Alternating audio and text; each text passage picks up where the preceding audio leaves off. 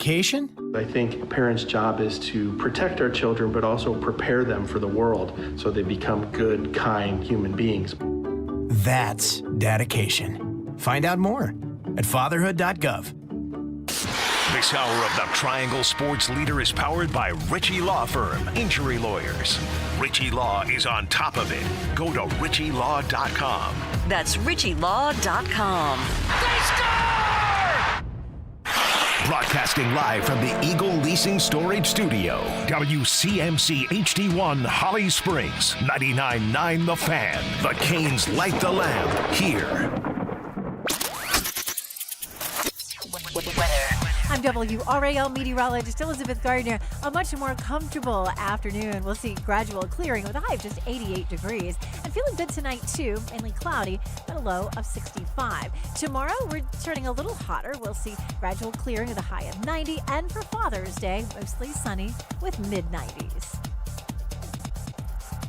3 o'clock check of your money. Dow Jones up 72 points to 51,564. Here's a chance for Hall. Breaks in. Gets a shot. He scores! Taylor Hall gets Carolina on the board. He got loose. Stankoven shot. Save Hart. Second chance for Stankoven. Save Hart. Now they wind up to score! Jackson Blake in the slot. And it's 2-0. And now here's a turnover. A chance for Ehlers. Bingo! 3-0 Carolina. And you can start to polish the Stanley Cup. The Drive with Tim Donnelly on 99.9 The Fan. The Drive with Tim Donnelly here on 99.9 The Fan. Happy Friday, everybody. And it should be a massive holiday weekend because it's Stanley Cup Championship Parade weekend here in the Triangle, and we'll have a bunch of information on that. It's also, as somebody else pointed out, but I second, it is a fantastic weekend for throwing on sports and taking a nap. There's going to be U.S. Open golf. There's going to be World Cup soccer when the United States is not playing, like it's getting ready to in the next couple of seconds. You throw on a World Cup soccer game, you can crash right there on the couch. College World Series? College World Series, I will not be napping through because Carolina's in there. But hey, if you're tired enough, just make sure you're recording it so you can go back to where you left off when you fell asleep. Yeah, those are evening games. Napping would be the equivalent of sleeping. Yeah, that's true, too. The Drive with Tim Donnelly, 99.9 The Fan. I'm Tim Donnelly. That's Dennis Cox producing the show. And this is the Big 3 at 3.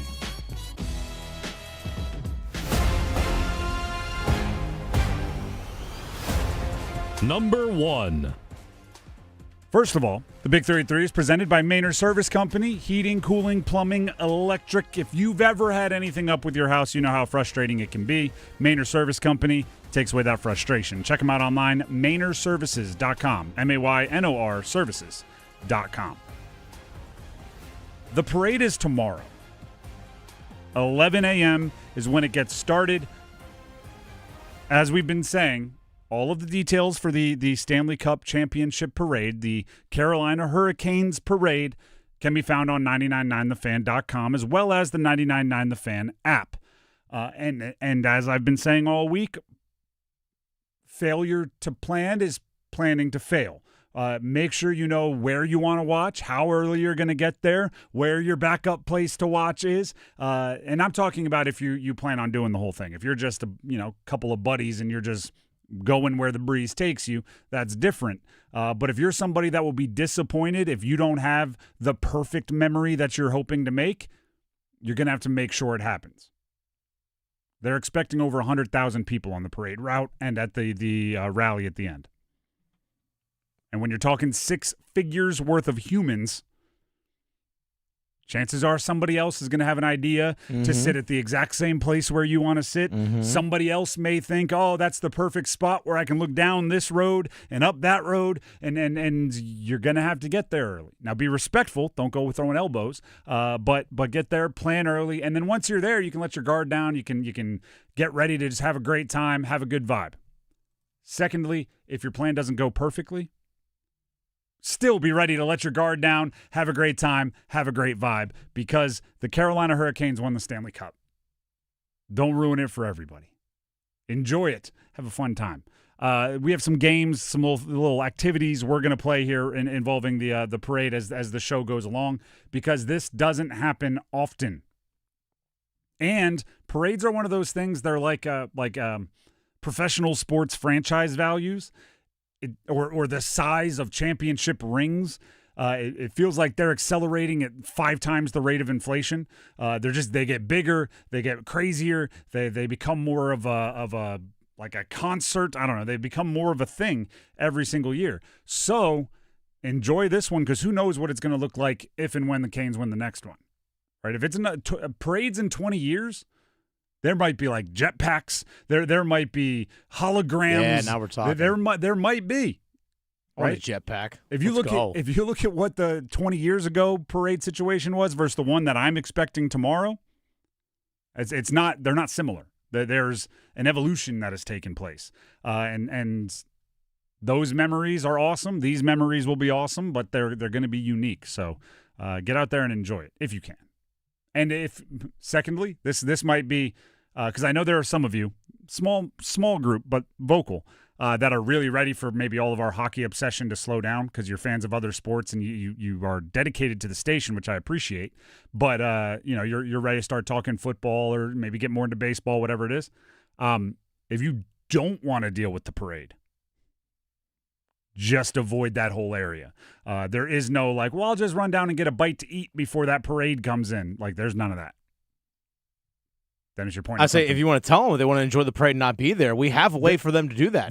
That's actually also true. For the Canes fans out there that just don't like crowds, because those people exist as well, huge hockey fans not interested in elbowing your way to the rope line, you can join 99.9 The Fan Saturday morning, that's us, for complete coverage of the Canes Stanley Cup Championship Parade. Our pre-parade broadcast starts at 10, live from Taverna Agora on Hillsborough. We're going to have the latest parade updates, hear from fellow fans, cheer on your champs as they take the main stage. We're going to make it feel like you're there.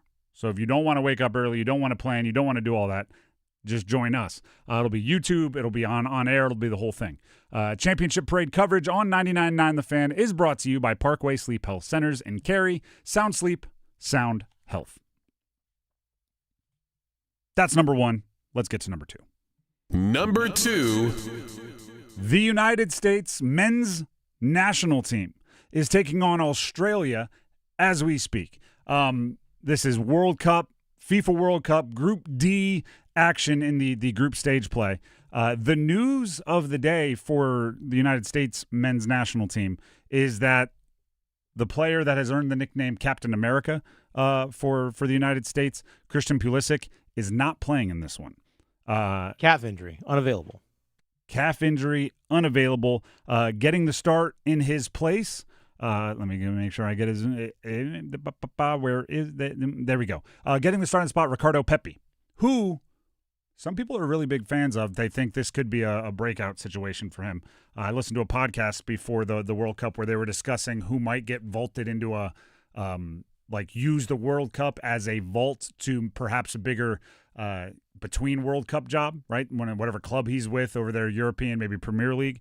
And Pepi was one of the names mentioned. So he gets an opportunity to step into the metaphorically very, very big shoes of Christian Pulisic.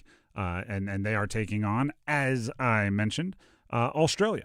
And with it being group stage, this is not, I hate saying this. I like brackets where like you win, you advance, or there's a series and you advance. This is not the most important game for the United States in group play. That would be the Turkey game, which will be coming up next. Well, there is a chance that if the United States does win, they advance no matter what. They can actually win the group if they win today and Panama beats Turkey or Panama and Turkey draw. But if they win this game, they're on to the next. They're into the knockout round. I'm not 100% sure that's true because Turkey also hasn't lost. So if Turkey wins their game, but the top 2 teams from the group advance. To advance. Sorry, yes. But the United States wants to win the group. Sure. Which obviously would be advantageous for your next stage, whatever it is, group of 32, stage of 32 opponent and your path through the bracket. So while they can, yes, you're right, they can advance. We're thinking bigger than that, right? We're thinking bigger than that. But it's still, you want to win every game. And that was number 2. Let's go ahead and keep it moving in the Big 383 to number 3. Number 3. Here is your 99.9 The Fan golf update here. Listen to 99.9 The Fan all weekend long for coverage of the U.S. Open. Here's the current leaderboard presented by McConnell Golf. I'm going to be, before we even read a name here, I'm disappointed in the U.S. Open setup. Shinnecock, the country club where it's being played in New York, I don't want it to lose its fastball. I want it to stay menacing. Right now, Wyndham Clark, who is done for the day, he is done for round 2, has the lowest 36-hole score of anyone at a U.S. Open at Shinnecock. He is 7 under par. This is the course where they've had a whole bunch of U.S. Opens at Shinnecock. Only 3 in its history have finished under par for the tournament. He's 7 under through 2 rounds. Matt Fitzpatrick, 3 under. Xander Schauffele, 3 under. They're both done for the day in the clubhouse after the second round. Colin Morikawa, he is 2 under, tied for 4th, done for the day. I don't love that very much at all. I want the course to show its teeth. As far as local players go, Max Gracerman is also tied for 4th. He is through just 1 hole in the second round, although he did birdie it. So he's 2 under par. He played his college golf at Duke. Akshay Bhatia, who lives in the Triangle, he is done for the day. Second round done. Tied for 14th at even par. There is Alex Fitzpatrick, a former Wake Forest golfer, tied for 21st. 1 over, and then a whole host of guys who played their college golf in the area at one of the 3 Triangle schools are, +2, +3, still very much in the mix, just not quite at the top of the leaderboard. The U.S. Open updates on 99.9 The Fan are teed up by Wilson Country Club, the premier private club of Eastern North Carolina.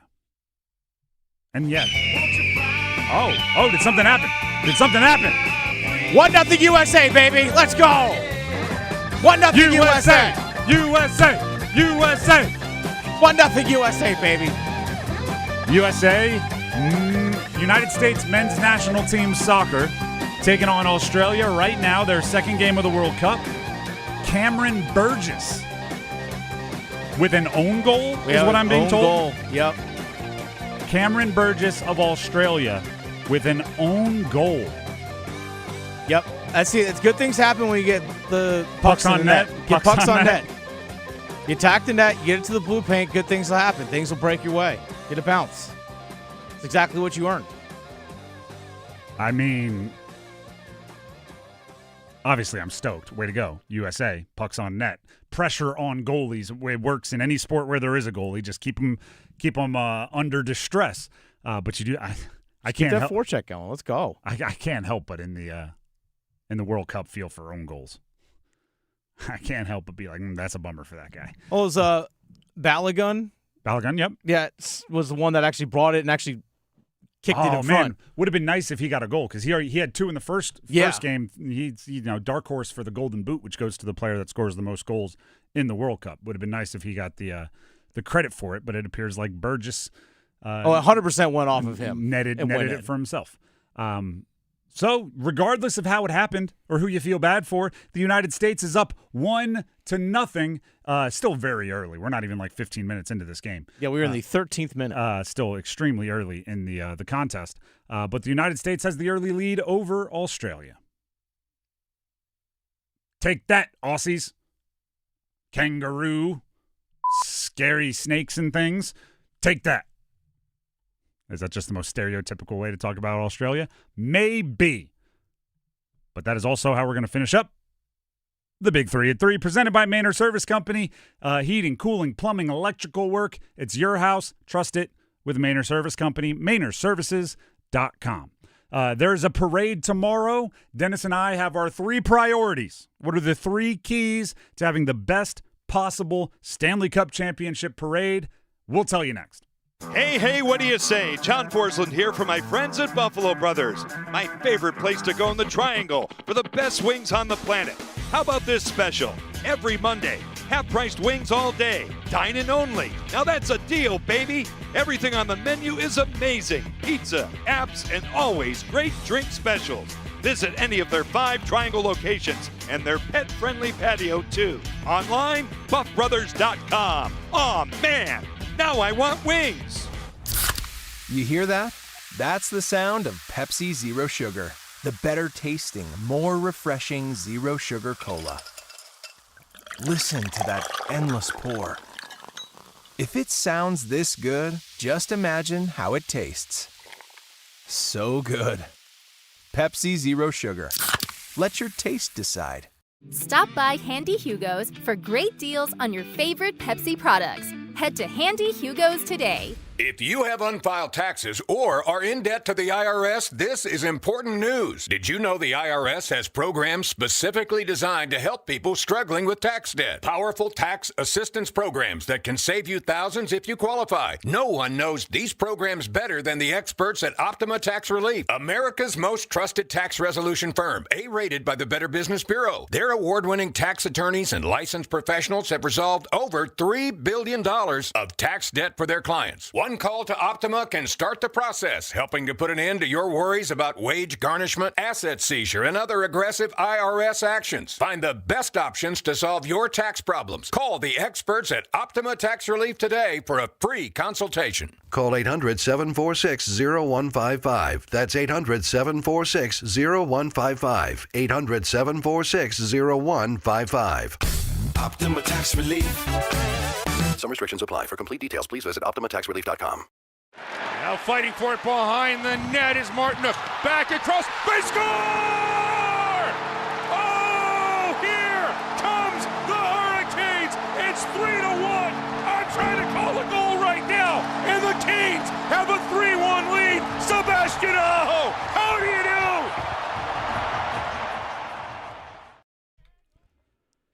do? The Drive with Tim Donnelly, 99.9 The Fan. If you weren't tuned in right before the break, the United States men's national team started their second match of the FIFA World Cup at 3 o'clock.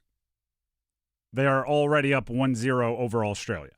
It was an own goal from Cameron Burgess of Australia, but it was Balogun, who's kind of the expected main scorer for the U.S. men's national team, who put the pressure on him. And the United States has a 1-0 lead over Australia. Still very early in the contest, about 16 minutes in. But, patriotic. You get good feelings when the United States gets leads in these kind of events. And now you want them to keep it up. And as I've been told, don't think this is coming from me. I don't pretend to be a soccer expert or insider. But as I've been told, this is the most talented top-to-bottom roster the United States has put together for a World Cup in probably ever. There's obviously been good players. We know the Dempseys, the Tim Howards, the Landon Donovans, etc. But this team, as far as respected on a national stage, the most talented the United States has to offer. Christian Pulisic not playing, but didn't stop him from getting a 1-0 lead. He's got a calf injury. And also, more closer to home, that one's being played out there on the West Coast in Seattle. More closer to home here in the Triangle, tomorrow, the Carolina Hurricanes have a Stanley Cup Championship parade. They will ignite the masses. And when I say masses, I mean masses. We're talking 6 figures of people. The kind of expected estimate. How do they come up with these estimates, by the way? Do they just poll people and ask? I genuinely don't know. They're expecting over 100,000. I don't know how they come to that number, meaning the organizers. But either way, they're expecting over 100,000 people, which is pretty darn cool. Should be a really fun time. Dennis and I tasked ourselves with coming up with the 3 keys to a successful parade. 3 things you absolutely must have for a successful parade. Dennis, why don't you go just 1, 2, 3? We'll discuss yours, and then I'll give you the 1, 2, 3 for mine. I think the first thing for a successful parade, The first thing is hydration. I think that's the very first thing you need to have, because otherwise you're going to feel miserable throughout the day, and you want to enjoy the parade beyond just the parade itself. So proper hydration. I'm going to go proper hydration, key number 1. No, you go 1, 2, 3. I want to go 1, 2, 3. Yeah. All right, so first one is that. Second of all, proper planning. Proper planning for a successful parade. Again, I'm talking about the individual here, all right? I know there's a parade as a whole, but I'm talking about the individual. Proper planning in terms of parking, have an alternative plan, have a backup plan to your backup plan, and then so forth. But then make sure you give yourself enough time, because the last thing that you want to do is be frustrated when you sit down on the parade route and you're so ticked off that you can't enjoy the actual parade itself. You actually ruin your own fun. So that's the second thing. And the third thing is this. For a successful parade, it's all about your attitude. All about the good attitude, just the good vibes. Just bring it. Just bring it. You know what? And say, no matter what happens, I'm having fun. That's the only thing. As long as you bring that, the parade will be a success. Okay. I'm looking at the individual here. I know you're looking at big picture parade. Yeah. I decided to look at it in the individual. I decided to deviate from what you were going to do. I'm kind of glad that we hit both angles of it, because I did go with like things not that you can do, but just things that need to have for the whole parade to be awesome. Number 1, and I think this is underrated about a championship parade. And by the way, I've never been to one. I haven't been fortunate enough to be in a city where they're winning a bunch of championships or any championships. So this is all from like observing others, right? Smart person learns from their own mistakes. Wise person learns from the mistakes of others. You can learn from others. Number 1, players that aren't too cool to have fun. I think the parades I've watched that look like the most fun are the ones where the players are willing to be goofy. They're willing to get outside of think outside the box, act outside of their norm. Like, would you usually look at a opposing team and say like, of course we were going to beat you? No, but at a parade, you get away with it, right? There's a little bit more. Maybe the best example of this before he was a little overexposed to the public is Jason Kelce at the Philadelphia Eagles, where he dressed in the full mummers thing. And then he was up there calling out like every hater, right? He was, Nick Foles wasn't good enough. Wasn't good. Like, you have to be willing to put yourself out there and maybe look a little goofy. I think the Canes are going to live up to that, by the way. I think even though the players were used to being like super straight-edged and focused, are going to let loose a little bit more than we're used to. So that's number 1. Number 2, and this one I'm asking to like specific people across the community. I think you need business embracing, right? Like, they're going to shut down streets. You know what I mean? Yeah. There's going to be restaurants where if you have like a rooftop, we're going to be on a rooftop. People might want to sit. They might want to yell. They might want to scream. They might not be ordering food every 5 minutes. Like, you have to just kind of acknowledge this is a unique situation. You might make a bunch of money. I hope you do. But don't be like rushing people out of the chair if they've been waiting for the stall float to go by all day and it's 4 away and you're like, yeah, well, we got someone waiting for the table. And then the people waiting for the table also have to be cool about it. So you just need like everybody to embrace that this isn't your normal June Saturday. You know what I mean? No, it's not. This isn't, we got a bachelorette party in town. We're going to crush some mimosas. That's where our focus is. Like, it's got to be on the betterment of the team. Yeah, and those that are part of the parade or along the parade route that are supporting the team, support them as well. Mm-hmm. Yeah. There's a lot of businesses downtown that are doing a little something special for the parade. Go support them. And if they're really cool to you, be cool to them. Yeah, throw a little tip. Right? If you can afford it, right, give them within reason. Make everybody have a great day. And then lastly, and this is where the fans come in, you need to be a hockey town. Yeah. Yeah. Is it going to be, do you have to get up early to get there? Yeah. Do you have to scream your head off for 2 hours? Yeah. Do you have to chant, and do you have to wear the jersey even though it's going to be hot, but it's cool because you're wearing the sweater? Like, is no pun, no like oxymoron intended there. It's cool because you wore the sweater. Like, you got to commit. You got to commit to your day being a hockey day. You got to commit to celebrating the team. You can't be like, you can't be Eeyore out there. You got to understand it is rare that somebody wins a Stanley Cup. They call it the hardest trophy to win in sports. And the people who did it for your town, for your city, are going to be on those floats. Let them hear it. Let them know your appreciation, right? And you can go back, what was it, a year and a half ago? Sebastian Aho wrote the letter to the Tribune saying, like, we are going to win it for Raleigh. When Seth Jarvis was on the, Face Off on Amazon, the like behind the scenes show, his quote was like, I will go to the ends of the earth to get a Stanley Cup for this city. They did it. They were working hard for you. They embrace it. Go watch the videos of them singing Wagon Wheel while standing on a bar the other night. They hit that If I Die in Raleigh line really aggressively, even though they might be from Finland or Winnipeg or wherever. They've become kind of part of this community. Not kind of, part of this community. So be a hockey town. Don't get tired. You know what I mean? Be a hockey town. The Drive with Tim Donnelly, 99.9 The Fan. Quick score update for you once again. 25 minutes in to the Group D, group stage match of the FIFA World Cup between the United States men's national team, the hosting United States men's national team in Seattle, and Australia. The United States leads 1-0 after an early own goal from Australia. The expected stats, I feel like I'm talking about the Stanley Cup all over again. Expected goals, the United States 0.45, Australia just 0.12. So they have the lead on the scoreboard. They also have the lead in possession, expected goals, all of those sorts of things. Is that natural stat trick? Sounds like it. Although I'm not sure this one's ever happened in the NHL. The Canes have a goal. They lead 1-0. They have 0 shots on goal. Pretty difficult to do, but they found a way. The Drive with Tim Donnelly, 99.9 The Fan. Before we move on, Tim Donnelly here for Kalshi. And we were just talking about it. The world's biggest soccer tournament has arrived. It's going on right now. You can trade the entire tournament on Kalshi. You can trade every match from the opening stage all the way up to whoever holds the final trophy. Right now, it's a great time to explain this one. The United States is trading at 82% to win this match against Australia.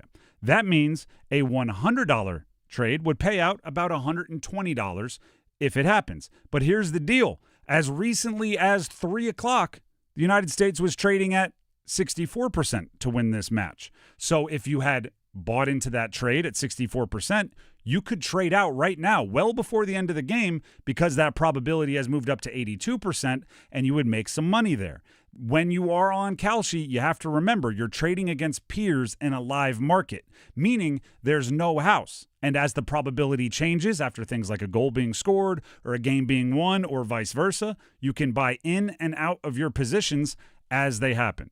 For a limited time, download the Kalshi app and use code TIMD. That's TIMD with no spaces to get $10 when you trade 10.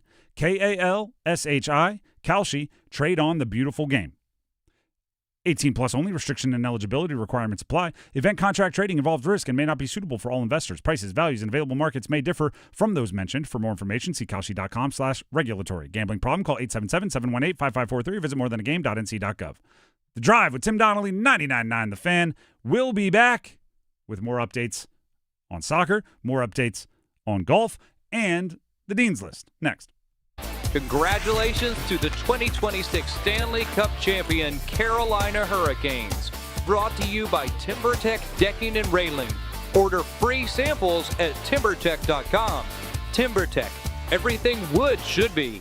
Hot summer days mean time on the water. Let Sound Station and Security make your time even better with our custom boat options. At Sound Station and Security, our Raleigh marine experts can help you for everything with your boat, from the perfect audio system to lights to video. We do it all custom, and we do it all from scratch. You're unique. Your boat should be too. Make sure everyone knows where the best party is this summer on the lake with Sound Station and Security. With 2 locations, downtown Smithfield and on Glenwood Avenue in Raleigh. Online online at myhotsound.com. Don't miss Chatley Marine's big summer sales event, June 17th through the 20th. Best prices of the year. Over 200 boats in stock. Pontoons, deck boats, center consoles, Yamaha boats, and Yamaha wave runners. On-water demos, special financing, interest rates as low as 2.49% on Yamaha boats. Extended hours Wednesday through Friday till 7, Saturday till 3. See us before you buy at Chatley Marine's big summer sales event in Sanford, featuring Yamaha boats and Yamaha wave runners. We will save you money. I know that hiring can be challenging. You sort through tons of resumes and you get too many so-so applicants. You're just waiting for someone to match your role perfectly. Well, now, there's a place where you can meet them fast. ZipRecruiter. Need to hire right away. Start your search for strong candidates. The right fit awaits. Build your team. Build it sooner. Meet your match on ZipRecruiter. Just head to ZipRecruiter.com/free right now to try it for free. And you're on your way to meeting your match. 4 out of 5 employers who post on ZipRecruiter get a quality candidate within the first day. So try it now. Go to ZipRecruiter.com/free. Once again, that's ZipRecruiter.com/free. Meet your match on ZipRecruiter. Try it free. Hey, it's Dennis for Men's Health Month. Fellas, let's acknowledge a pretty universal truth. We'll spend 3 weekends researching the perfect grill, but book a doctor's appointment? We think that can wait.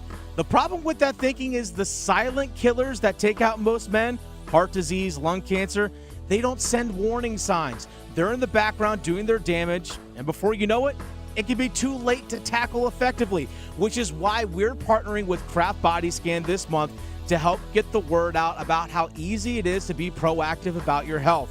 Do it for the folks who love you. During June, Craft Body Scan is offering an incredible deal to our listeners. A couple's heart and lung scan valued at over $2,500 for just $99 with the promo code TheFan50. No needles, no contrast, no referral. You don't even have to take your clothes off. 10 minutes, both of you, done. And $10 from every scan goes to the American Heart Association. Book at craftbodyscan.com today and use the promo code TheFan50. Frederick Anderson, he'll settle it down. Kane's cleared out. Will Carrier into the zone. Drop Jankowski. He scores! Mark Jankowski has tied it up here. And the Canes have come back from 2 down. Oh, his first of the postseason. And Mark Jankowski has got this building in a frenzy.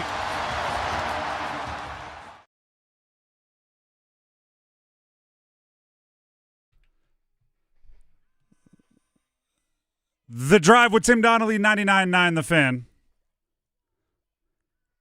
Before we get to our Dean's List, I'm going to tell a quick story just so you can understand the energy that's going to be coming your way with a United States men's national team World Cup soccer game going on while we're on air. This doesn't happen often, right? World Cup only happens every either men's or women's every 2 years, right?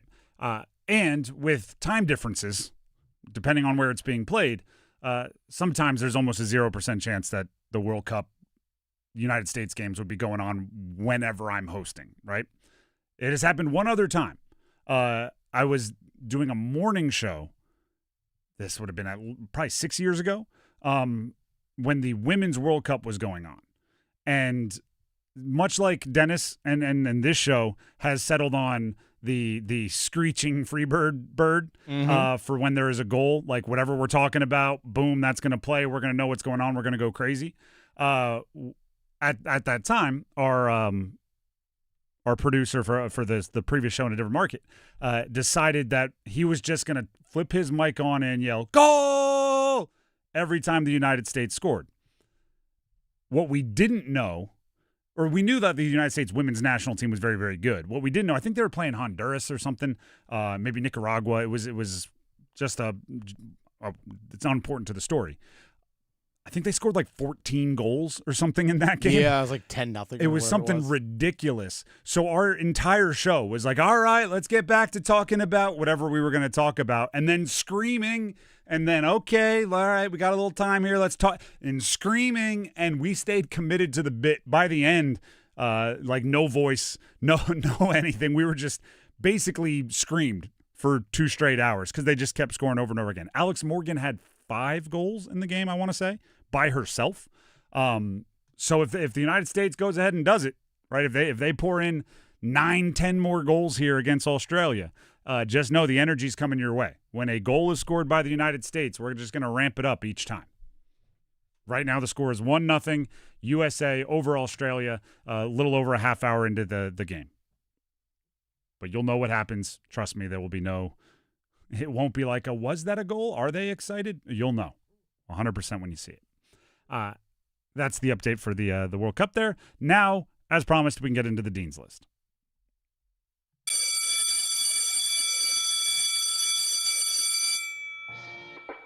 First of all, we're putting they're going to be here until they're not. The Carolina baseball team, the Tar Heels, Diamond Heels. It's kind of obviously they didn't get over the hump, but there are a lot of similarities between the Carolina baseball team and this year's Carolina Hurricanes. It was nearly 20 years ago, 2006 and 2007. Carolina made it this far. They made it all the way to the College Baseball World Series Championship Final. They did not complete the task in either of those, right? Which is the major difference between the Carolina Hurricanes back in 2006 and what I'm talking about now. But since then, or including then for Carolina, it felt like these teams, these programs have been ones that it's like, how do they not have a championship? Right? Like Carolina meaning the Canes, over the last 8 years. How do they not have one yet? But they just had to keep plugging away. How do, in its program history, the Diamond Heels, the Carolina Tar Heels baseball team, how do they not have a national championship yet? It just feels like they should, with the amount of players that have gone through there, the stars that have gone through there, the draft picks that have gone through there, the good teams. They've made it to back-to-back championship finals this century. They have to get over that hump, and that's what they're trying to do now. That game will be tomorrow, the opener of the College Baseball World Series Championship Final. Carolina against Oklahoma will be tomorrow at 8, and you can hear it right here on 99.9 The Fan. So tune in for that. Game 2, Sunday night, right here on 99.9 The Fan. If necessary, Game 3, which would be the decider, would be Monday. You can also hear that on 99.9 The Fan. More Dean's List. How about Shah Hall? Could be Shea Hall. S-H-A-H Hall.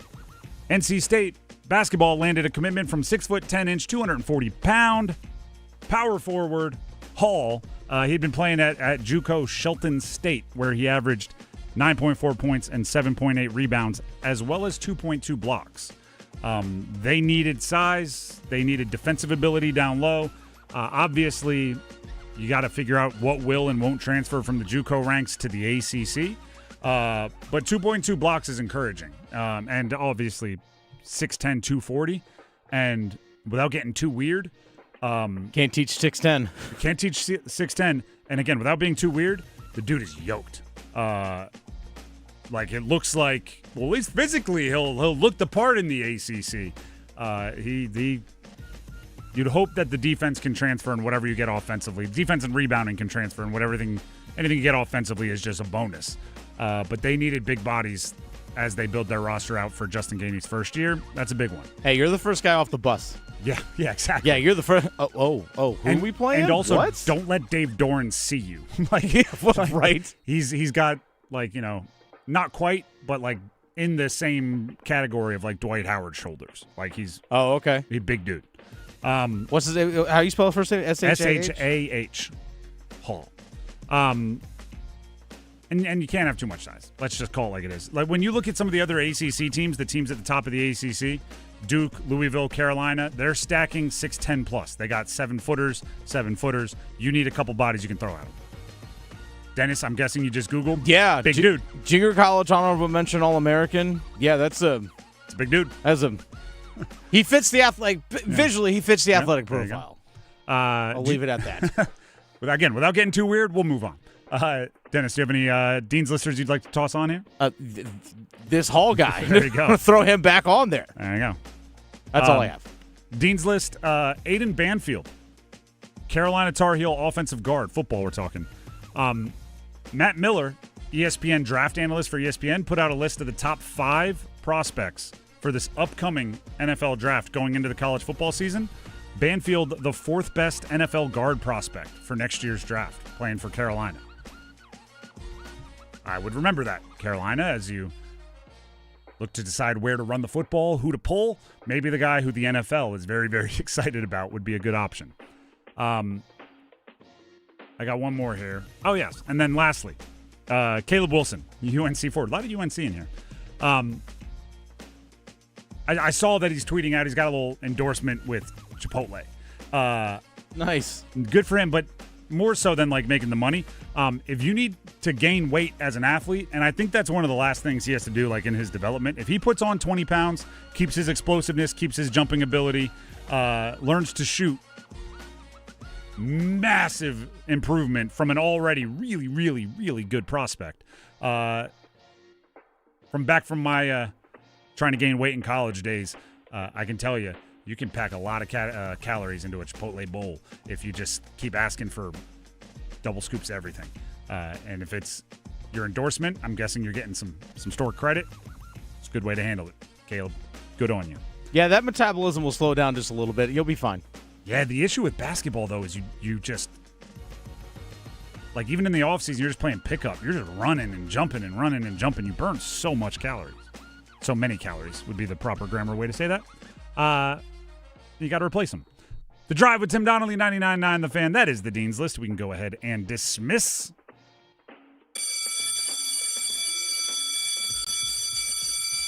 And we can get ready for a conversation that everybody seems to be having under hushed tones around the Carolina Hurricanes, which is, what do you do with Jesperi Kotkaniemi? We'll talk next. Congratulations to the Carolina Hurricanes on an amazing season and for bringing home the 2026 Stanley Cup. We are so proud of our team. From Deep River Sporting Clays and Shooting School, visit deepriversportingclays.com. I feel like I am special, that I'm receiving an award for being an athlete. The Coastal Scholar Athlete of the Month from 99.9 The Fan and Coastal Credit Union. To nominate your athlete, text AWARD to 919-860-5326. Adam Gold in studio with my man Patrick Day from the Aluminum Company of North Carolina. All right, let's paint a scenario here. I need windows, but man, I don't have 3 hours to go through the process of deciding what I need, when I need it. Can you help at the Aluminum Company? Absolutely. So, first of all, when we come out to your house to look at your windows, typical window appointment may last 45 minutes, an hour. We're certainly not going to make a 4 or 5 hour commitment to talk about windows. We're there to help. Serve dinner last time. Right. Listen, my wife always says, I talk to my wife all the time when we have salespeople, whatever we're doing. And my wife, I tell her all the time, I can't stand salespeople. And she laughs. She's like, you are a salesperson. I'm like, well, the difference is I'm just having a conversation trying to help people get what they want. I'm not there to pressure you. You're just there to help you get in and out. And it's a pretty quick appointment. It's pretty efficient. So we're there to help you and make it quick. I can vouch for that. The Aluminum Company of North Carolina, online at aluminumcompany.com. It's bow time. Ordering Bojangles Bow Bites is the easiest choice you'll make today. The bite-sized hand-breaded chicken is fried to crispy perfection, making it perfect for sharing, snacking, or when you're on the go. Just don't call it a nugget. The only hard part is choosing from our 6 dipping sauces. We've got a sauce for every kind of craving, from our creamy house-made ranch to our sweet and spicy peach honey pepper sauce. It all depends on what kind of mood you're in. Head to your nearest Bojangles today and discover the dippable, shareable, and craveable Bow Bites. It's bow time. There's no time like bow time. Time to head on over to Bojangles to try Bojangles' new Bow Bites. Bite-sized, hand-breaded chicken fried to crispy perfection. On the go, they're perfect for snacking or sharing. Dipped in your favorite sauce like creamy house-made ranch or peach honey pepper, they're the perfect way to satisfy your craving for flavor and value. Try Bojangles' new Bow Bites. It's an easy choice to make when it's bow time. Accidents happen. and they can happen at any age. That's why Chapel Hill Family and Cosmetic Dentistry provides complete everyday dental care for your entire family, from the littlest athlete to adults ready for a healthier, more confident smile. Oh, nice. Dr. James Ferguson and his team are here for everything from routine care and cleanings to advanced treatments, so everyone can enjoy a strong, healthy smile. Schedule your visit today at chapelhilldds.com.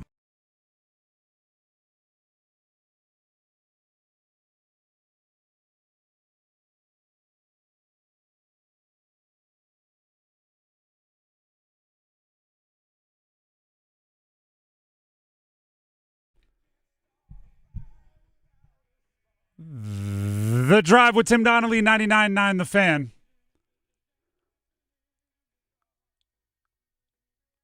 All right, so for those of you not watching the United States men's national team game,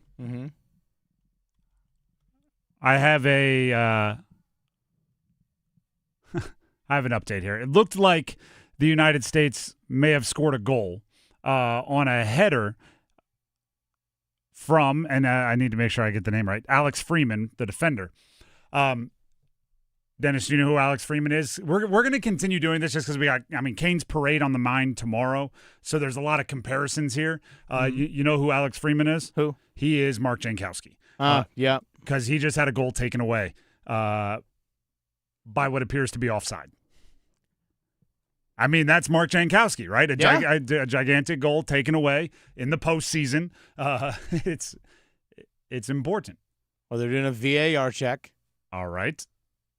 I should not be updating people on soccer, by the way. So if you have more insight, I played football like football. I didn't do football, and I don't always understand what's going on. So the little charades there where he tried to tell me he's doing a TV show, right? Go Counts, baby, let's go! Go Counts, baby! We were not offsides. We were not offsides. Mr. Official, please, let me plead my case. Mr. Official, I was not offside.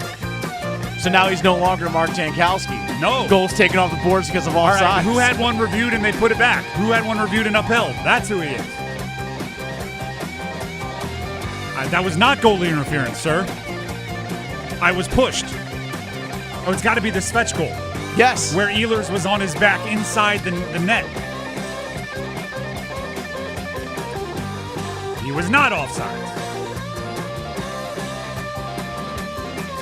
I have a very rudimentary understanding of offsides. It looked offsides to me. But I will definitely take... Maybe it's the deflection that matters? So, yeah, there's the deflection that happens off of an Australian player. And it's just... I don't know. I have issues with offsides in soccer as a whole, but that's a different conversation for another time. 2-0 United States over Australia. Take your koala bears and deal with that, Australia. Just about it. We should be just I guess there was an injury, so the stoppage time could be a little extensive. But it's 46 minutes into the 45 minutes of the first half. Yeah, 7 minutes of added time. 7, so they got a little bit of time here. Yeah, there's injuries along with obviously they always have they have a built-in hydration break. Oh, right. And the clock just rolls through the hydration break? Yeah. Goodness, soccer time makes no sense to me. I guess never mind. Again, it's like your thing about offsides. Freeman's the youngest guy on the roster, 21 years old. I didn't realize he's the son of former NFL wide receiver Antonio Freeman. I did not know that. Well, actually, ready? Antonio Freeman, his most famous catch.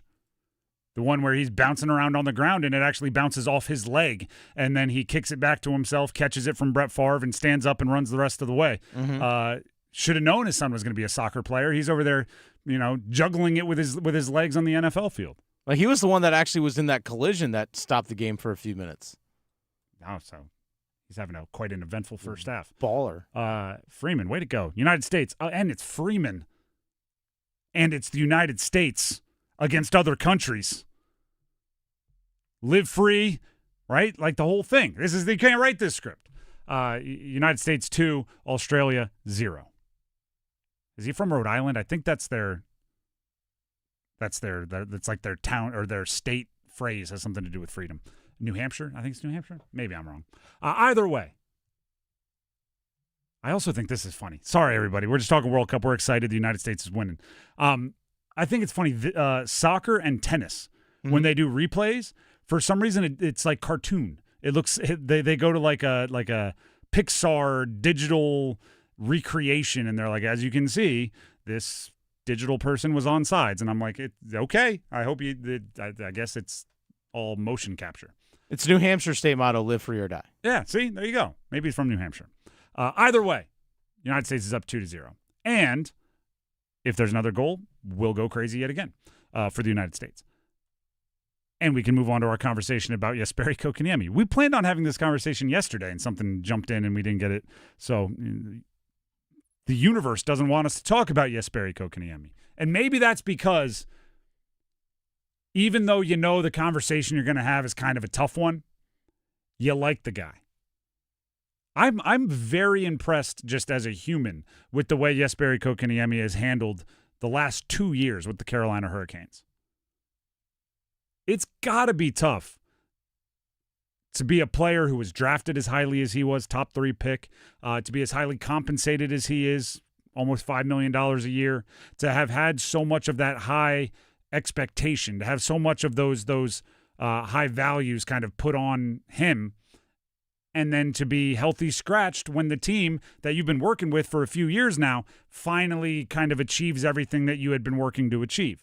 And I know that there's going to be a subsect of you that says, well, you're just getting paid that much. Of course he should. I get it. But look around sports, right? When players are in situations they don't want to be, there's a long list of them that throws tantrums and makes it very uncomfortable and maybe is a anchor on the team, and he hasn't done that. So I want to give him credit for that. With that being said, this offseason does feel like the boiling point, right? Like something's got to give. And by the way, I think it's best for both. I think he should be looking for an opportunity to get a fresh start somewhere else, and I think the team should be looking for an opportunity to get that $4.8 million off the books as much as he can, because you're not seeing it on the ice. He's not playing. There are 2 options here, really, and some might say there's one option here, really. The 2 options, if you believe there are 2, one would be a trade, the other would be a contract buyout. Some of you out there think there's really only one option, and it would be the contract buyout. For those of you that are unaware, the way a buyout works from a cap perspective is right now, every year he's on the Canes, he counts 4.8-something million against the cap, and he has that for 4 more years, the next 4. If you buy him out for reasons that don't make any sense to me, he would count $800,000 and change this year, $400,000 and change the next 3 years after that, and then $800,000 and change the 4 years after that. So it'd be 8 years total of essentially dead cap, but they'd be extremely small in cap hit terms. They would be manageable, might be another way to say that. Here's what the Canes have to decide. I think there is very, very little chance anybody is going to entertain a trade for Jesperi Kotkaniemi, especially one where they take on their $4.8 million in total before June 30th. Because why would they? Right? Because June 30th, by the way, is the deadline, the final day where the Canes could buy out Kotkaniemi or buy out anybody. That's just the deadline for buyouts. So they've got to be thinking, like, why would we trade? Why would we take on all that money when we could just wait till you buy him out, get him on the open market for nothing, and get to decide what we think he's worth and negotiate that payout, which is a good thought for them. So they're going to posture, whether it's true or not, they're going to posture as if there is absolutely 0% chance they will give up even a future last-round pick, or whether they will even accept him plus a mid-round pick to take on the 4.8. They're going to say, I don't want it, I don't want it, I don't want it, so the Canes release him and they can get him without all that hassle. However, once June 30th passes, it's no longer an option for them to get him post-buyout. So that's when, if they are going to, they would approach and go, all right, kick us a 4th rounder and Kotkaniemi, and we'll give you a prospect that's never going to come to North America. That's where Eric Tulsky has to be a GM, right? You got to have your relationships. You got to know who's being truthful, who's bluffing. It's much easier to say this from where I sit. I think if you wait till after this month, you can get him off the books fully, or at least for $800,000 for the next 4 years by eating $800,000 and letting someone else pay $4 million for him. The question with that is, or the risk with that is, if you can't find somebody to do it, you can't then go, all right, we'll buy him out and get him off your books that way. No, because the buyout window is June 30th. And there's no reason anybody would even entertain these creative kind of salary dump trade options until after June 30th, because they're going like, no, we'll just wait. Like, you're going to get scared. You're going to buy him out, and then we'll get him for nothing. And won't even have to pay him that much. So that's the challenge there. The Canes have cap space, so they could stick to their guns a little bit, but you don't want to truly get caught in your bluff. So I think most people are expecting a buyout. Here's where I think the social element comes into play. And Dennis, you would know this better than me, having been here, working in the area since Kotkaniemi has been here. Oh yeah, and before he got here, he's really popular in that locker room. Oh, extremely. He's a fantastic teammate. He's 100% a fantastic teammate. So you don't want to push and pull him around if you can do right by the player, because doing right by him is also like doing right by like Jarvis and Aho and Nikishin's really, really good friend. Mm-hmm. People that you want to have a really good relationship with. So if Kotkaniemi thinks like, hey, just buy me out, I'll catch on somewhere, I'll choose my agent, my representation can figure out my next step, I think you would lean there. If he's not forcing you or pushing you, or if he says, hey, it's a business and you really think he gets it, I think you can be a little bit more creative. You can try to work some things. But if everybody just wants Kotkaniemi to have the best opportunity to have success at the next spot, you got to remember, for us, they're video game characters, right? He's 82 overall, he's 93 overall, he's, you cut him, who cares? For them, they're all humans in that room. And Kotkaniemi is somebody that has grinded with them. It didn't work out the way they all hoped, but he's still a dude that is like one of them. You know what I mean? Mm-hmm.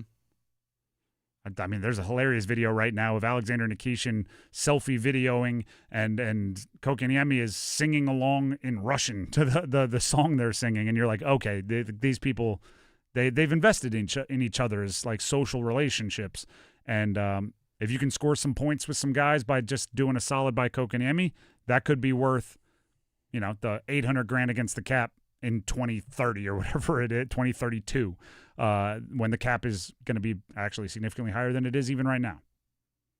I talked to him a few times in the locker room during the postseason, even during the regular season. Again, when he was sitting a lot, not once did you hear him complain. Never once complained. Was always actually jovial. Was always still interacting with his teammates. Fantastic teammate. I can't say anything bad about him as a person at all. And I don't think anyone in that locker room would, which is why this becomes. It's like. Again, it's weird to say, like, gosh, why couldn't you have been a jerk? Right? Because then I could do whatever I need to that's best for me, and I wouldn't feel bad about it. But you're actually a really good guy, so let's find a way that this works for everybody, and let's compromise and let's talk. I asked Stankoven last year at the end of the season, so after the Eastern Conference Final, I asked him, hey, so like, who in the locker room, like when you got here, like, reached out to you and stuff right away and all that stuff? He goes, yeah, KK, Jarvie, I forget who else he mentioned, but those guys, they immediately took me golfing like right away. Yeah. So it's just those guys were mentioned right from the get-go. It's Kotkaniemi, Jarvis, all those guys are always mentioned about who there's some of the guys like, hey, come hang out with us. Yep. I could see him, again, regardless of, or depending on how the next step of his career goes. I could see, like, did you see the Evgeny Kuznetsov videos and stuff watching the Canes? No, I actually didn't. So he was mic'd up and watching with some buddies, and just the way he's like, no, I know how hard these guys worked. Like, these are a bunch of my buddies. And obviously he was talking about a lot of the Russians on the roster. But it was like, you could tell that the relationships formed still mattered to him, and he was rooting for them. I could see Kotkaniemi being that guy, years into the future. Again, depending if he catches on somewhere and reignites his career and he's a competitor, it'll be very different. But he just seems like he's a guy that fits in with the Canes. It's just his game doesn't fit in with the Canes. The Drive with Tim Donnelly, 99.9 The Fan. Again, at halftime here, the United States in the World Cup leads Australia 2-0 in the second game of their World Cup, second match of their World Cup. Still in group stage play, but they are up 2-0 at half. We'll keep you updated on that one. By the way, we actually got official release from the Canes about who's in the championship celebration, like who's on what float, who else going to be in the parade, all that kind of stuff. Let's go ahead and we'll hit that coming up after the break. We'll give you a little bit of insight there. Stick around. Congratulations to the 2026 Stanley Cup champion, Carolina Hurricanes. Congratulations to the Canes from Parkway Sleep Health Centers in Cary. Sound sleep, sound health. This is the sound of Jack, buzz cutting his way to a small fortune. To Jack, every time he cuts his own hair, that's $50 right in his pocket. If Jack sees DIY buzz cuts as a saving strategy, Wells Fargo is right behind him. And with their mobile app, tracking his savings is easy. Oh, ouch. However you make money work, we can work with that. Mobile carriers' message and data rates may apply. Wells Fargo Bank, N.A., member FDIC. A bull riding contest. I'm signing up. You've never ridden a bull. No, but I won playing a new Bucks Loaded Edition scratch-off, and I'm on a roll. But they're loaded with $50, $100, and $200 prizes. Oh, I'm riding the Widowmaker. Go for the win with new Bucks Loaded Edition scratch-offs and digital instants from the North Carolina Education Lottery. Must be 18 to play. Approximate overall odds to win range from 1 in 3.72 to 4.75. Problem gambling helpline 877-718-5543. The golf season is here. Time to upgrade your game. Head to Global Golf and explore Carolina's largest selection of pre-owned golf clubs. Whether you're just getting started or been playing for years, our expert staff will fit you with the perfect clubs. Plus, trade it in and save big on your next set. Global Golf makes it easy to turn your previously played equipment into serious savings. Visit us at 7320 ACC Boulevard in North Raleigh. Open 10 a.m. to 6 p.m. Monday through Saturday. Global Golf, home of the best deals in golf.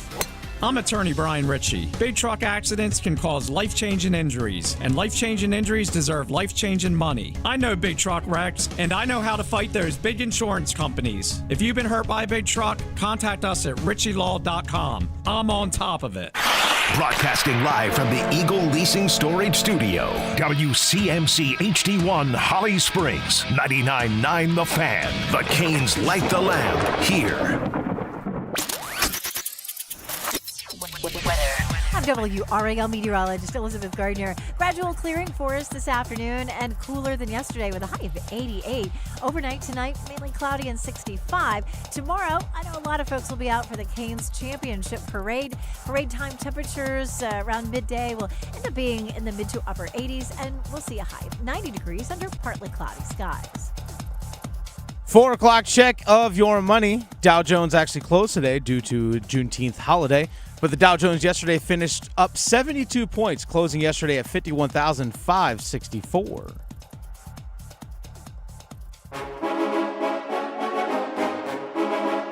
Let's move the chains. Time for football at 4. The Drive with Tim Donnelly, 99.9 The Fan. Football at 4. We are going to we're going to adjust it here. U.S. men's national team. Football at 4, perhaps. 2-0, baby. Let's go. I love when that you get a soccer person on like a podcast or something with an American, and they have that standoff where they go soccer, and the other goes, "You mean football?" And then there's that moment of like, who's gonna relent here? Either way, football, soccer, football. Have you seen the picture? I don't know why this one is the famous, because so many athletes do it, where I think it was Stephon Diggs was watching the Chiefs celebrate at like the end of the AFC Championship, and he's got his hands on his hip, and there's confetti falling and everything, and he's just like, you know, after they lost to the Chiefs, he made himself watch them celebrate as motivation. If I'm the Carolina Panthers, I might be in town tomorrow. going like, yeah. I'm not talking about not on a parade, not on the floats. I'm not talking about, making it about me. I'm talking about hoodie, perhaps. If it's too hot, just a hat pulled down low with some sunglasses. And I'm just in the crowd watching a championship parade in the state of North Carolina and going, I want this for me. I want this for me. Who wants to lift weights? I want this for me. Where's Bryce? Let's go throw. I want this for us. So, with a parade being tomorrow, Dennis informed us before the break that we have the parade lineup that the Canes have given out. Yep. Card subject to change. Card subject to change. Why don't you give us the highlights or whatever stands out to you for this Canes parade? So you'll have a Raleigh Police Department. They'll have a motorcade, right, to lead things off, and the Raleigh Fire Department will have the honor guard that lead. And then right off the top, right after that, it's the NC State Power of the South Band and dance. So the NC State, I love that. I love college band music so much. Then you have the Raleigh Fire Department with Mayor Janet Cowell. Okay. Then you have the different community hockey groups. I'm sure junior Canes and things along those lines. Sure. And then right after that, you have Carolina Hurricanes alumni. They didn't list any specific names, but okay. I love it. Yeah. I wouldn't be surprised if it's a lot of guys from the 06 team, Yeah. like Chad LaRose, Eric Stahl, Eric Cole, those guys. Few of Brind'Amour's teammates. For that. And then you have Stormy and the Carolina Hurricanes Entertainment, like our guy Max. Yep, absolutely need it. Max Gormby there. Carolina Hurricanes Foundation. And then you have the good old Canadian boys. That's that. For those of you that don't know, the good old Canadian boys is the moniker, the stage name for Seth Jarvis's buddies from Winnipeg. Yes. I would assume they'll be in some form of either Seth Jarvis jersey or Canadian tuxedo, all denim. Or both. Why not? Yeah, exactly. A Canadian tuxedo with Jarvis 24 written on the back of the jacket. But they'll bring the energy. That'll be a good that's kind of like a transition, I would assume, from some real buttoned up early parts of the parade to some more let's get after it bottom to back half. So I think they should be on the trolley pubs that you can ride around. Like I think that's what they need to be riding. Like the ones that you actually pedal. Yes, they need to be on one of those. Might need a driver. Might need somebody steering. Well, they do. That's how they are. But I think those guys would actually be perfect for that. Yeah. And then you have to get to the broadcasters. You have Shane Willis and Handy Yates, and you get Mike Maniscalco, Trip Tracy, and then you get a lot of other people like hockey operations, assistant general managers, owner Tom Dundon, GM Eric Tolsky, some locker room staff, assistant coaches. Then you get to Rob Brind'Amour at position number 18. And then it looks like there are 4 different floats for Canes players. There's a group of 7, a group of 5, a group of 7, then a group of 5. That first group, pretty solid. It's Svetch, Bussy, Carrier, Nikishin, Delorier, Jankowski, and Kochekov. That's a good starter. Yeah. I get the 3 Russians and Delorier, I'm in. Yep. That's a good starter. And I'll even, it's a good mix because you're going to have, and I say this positively, like kind of wide-eyed Brandon Bussy. Yeah. Who's like wasn't even an NHL player a year ago and is now going to be one of the most cheered upon members of a Stanley Cup parade. He'll have the appropriate, like, in movies they always have like one character that kind of represents the audience, and he's just going the whole time like, this is crazy. Like Bussy is going to be the one out there looking like just whoa, which is awesome because it should. His life has been a whirlwind in the last year. So yeah, I get the 3 Russians and Delorier on the very first float. That's how you start it off. Then you have the next group of 5. It's Blake, Gossespear, Walker, Robinson, and Mike Riley. Love it. And then you come in with Jarvis, Stankoven, Freddie Anderson, Nick Ehlers, Keandre Miller, Jesperi Kotkaniemi, and Jalen Chatfield. And then you're finishing with a lot of like some core group guys and some of the older guys. So the last group of 5, last is Jordan Stahl, Sebastian Aho, Jacob Slavin, Jordan Martinook. So the leadership group. Yep. And Taylor Hall. Yeah, so you have to either have a letter on the chest or a Hart Trophy. That's what you need to have be on that last one. Yep, so the guys with hardware. And my guess is that the cup, I don't know if it's going to get passed around from float to float. I genuinely don't know. I don't know if they're just going to hey, let's go hand this thing off. But my guess if the float that has the cup itself is that last one. And then you follow up, there's the Raleigh Fire Department, Raleigh Police Department kind of tailing on the back end of things. But I think I love the fact they're including alumni. Yep. The good old Canadian boys, not shocked by that. But a lot of different people are going to be involved with this. I think it's going to be a lot of fun. And I know whatever that is, like 6, 7, 8 consecutive floats of what appear to be like support staff. It's where but you don't realize how much they deserve it. Absolutely. Like the people behind the people, right? The team behind the team. Cheer them on. Obviously, they're not going to get the same pop as when, like, Jordan Stahl puts the cup above his head. But make sure that the, assistant general managers and everything are getting their love, because, Nick Ehlers might not be on the team if one of them didn't go, yeah, he is worth the extra $250,000 a year or whatever. You know what I mean? So they give them their due as well. And obviously, you know how much we love the broadcast crew. So Maniscalco and Trip Tracy should also. I didn't see the slot where I got to ride my motorcycle through. I had to contact some people. Yeah, they got to have a few surprises. It's true. They can't pass along. There's going to be a few things where you go like, oh, that's great. You can't tip your hand completely. Listen, I think that's a, like, in after I just said like that, there's going to be something else. That is a really good base structure for a championship parade. For it. And we should also let everybody know, don't expect to have conversation with the players. Don't expect to be able to run out there and high five. These things, as so much has in the last, 20, 30 years, there's much more security. There's much more yes and no and no and no and no for things that you want to, do. If a player runs up to you, that's the, fair game. They get to do whatever the heck they want to do. So if they run up to you, enjoy it, but don't go sending the 8-year-old under the ropes, because it's, that's just not how it works. So be safe. The most important thing out of all of this is that everybody is safe and everybody has a good time. So if you're there, enjoy it. They're doing what they should do with these floats.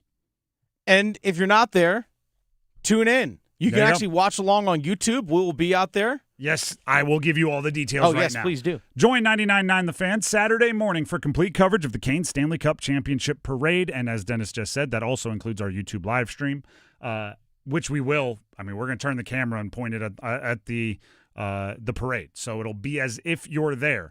You will then also be treated to a little conversation from us about the people on the parade. But really, we're just trying to put you in the environment. We want you to feel like you're there. Our pre-parade broadcast starts at 10 a.m. live from Taverna Agora on Hillsborough. We will have the latest parade updates. We'll hear from fellow fans and cheer on your champs as they take the main stage. Championship Parade coverage on 99.9 The Fan is brought to you by Parkway Sleep Health Centers in Cary. Sound sleep, sound health.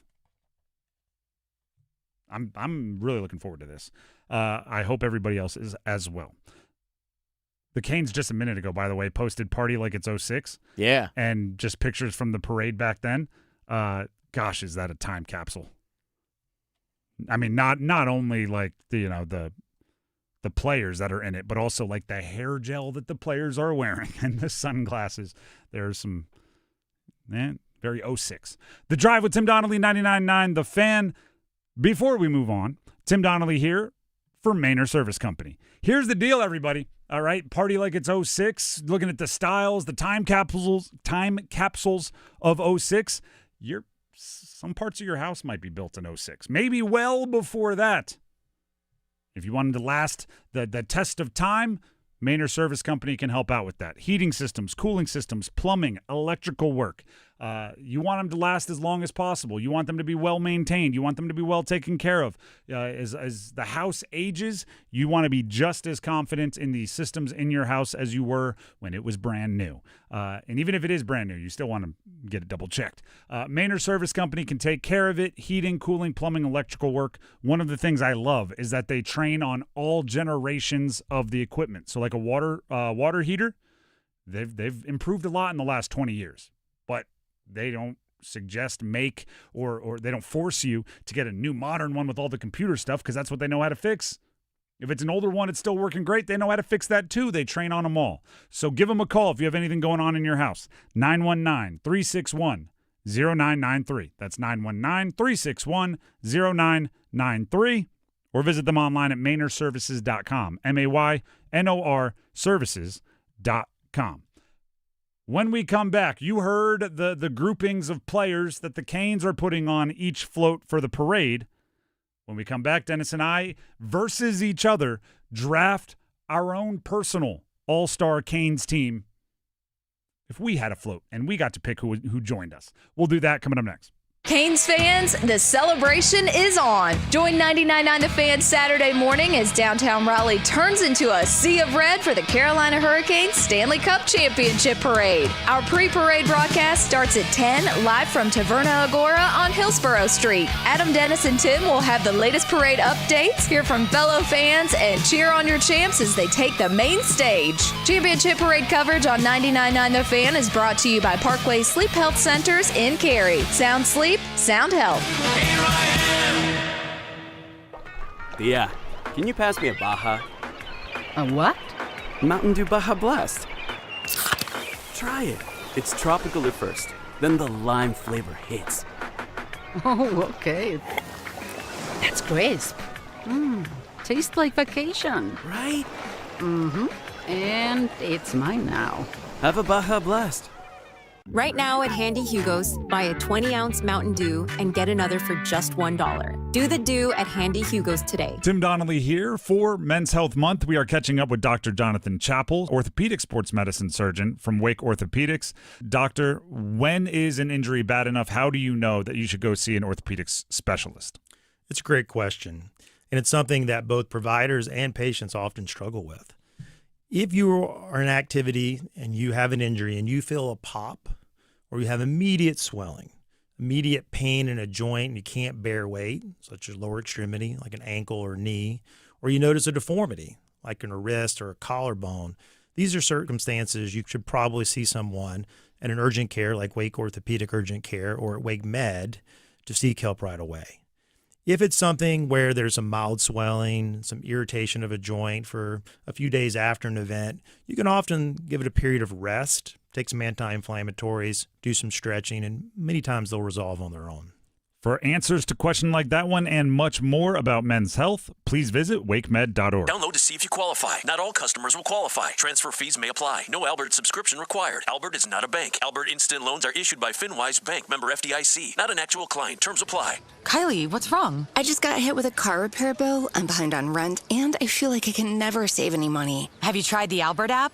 Albert is your financial assistant, helping you find ways to save and create custom budgets to actually grow your money. Plus, you can get up to $10,000 for big expenses or advance up to $1,000 fast when you need cash right away. Albert can get me up to $10,000? Exactly. Albert spots you in a pinch and helps you grow your money in the long run. I'm downloading Albert right now. Download the Albert app and use promo code CASH to borrow up to $10,000 for whatever you need. The Albert app helps you budget better and save more money so you reach your financial goals faster. Download the Albert app right now and use promo code CASH. To borrow up to $10,000, use code CASH to borrow up to $10,000. No giveaway. Jarvis goes in backhand and Hart with the save. Oh, Jarvis all alone now. Back out in front for Stahl. A backhand, he scores. He scores again. Oh my goodness. The captain is unreal. His second of the game. And the Hurricanes have got a 4-3 lead with 13:28. Oh, captain, my captain, Jordan Stahl, writing a story in the Stanley Cup final.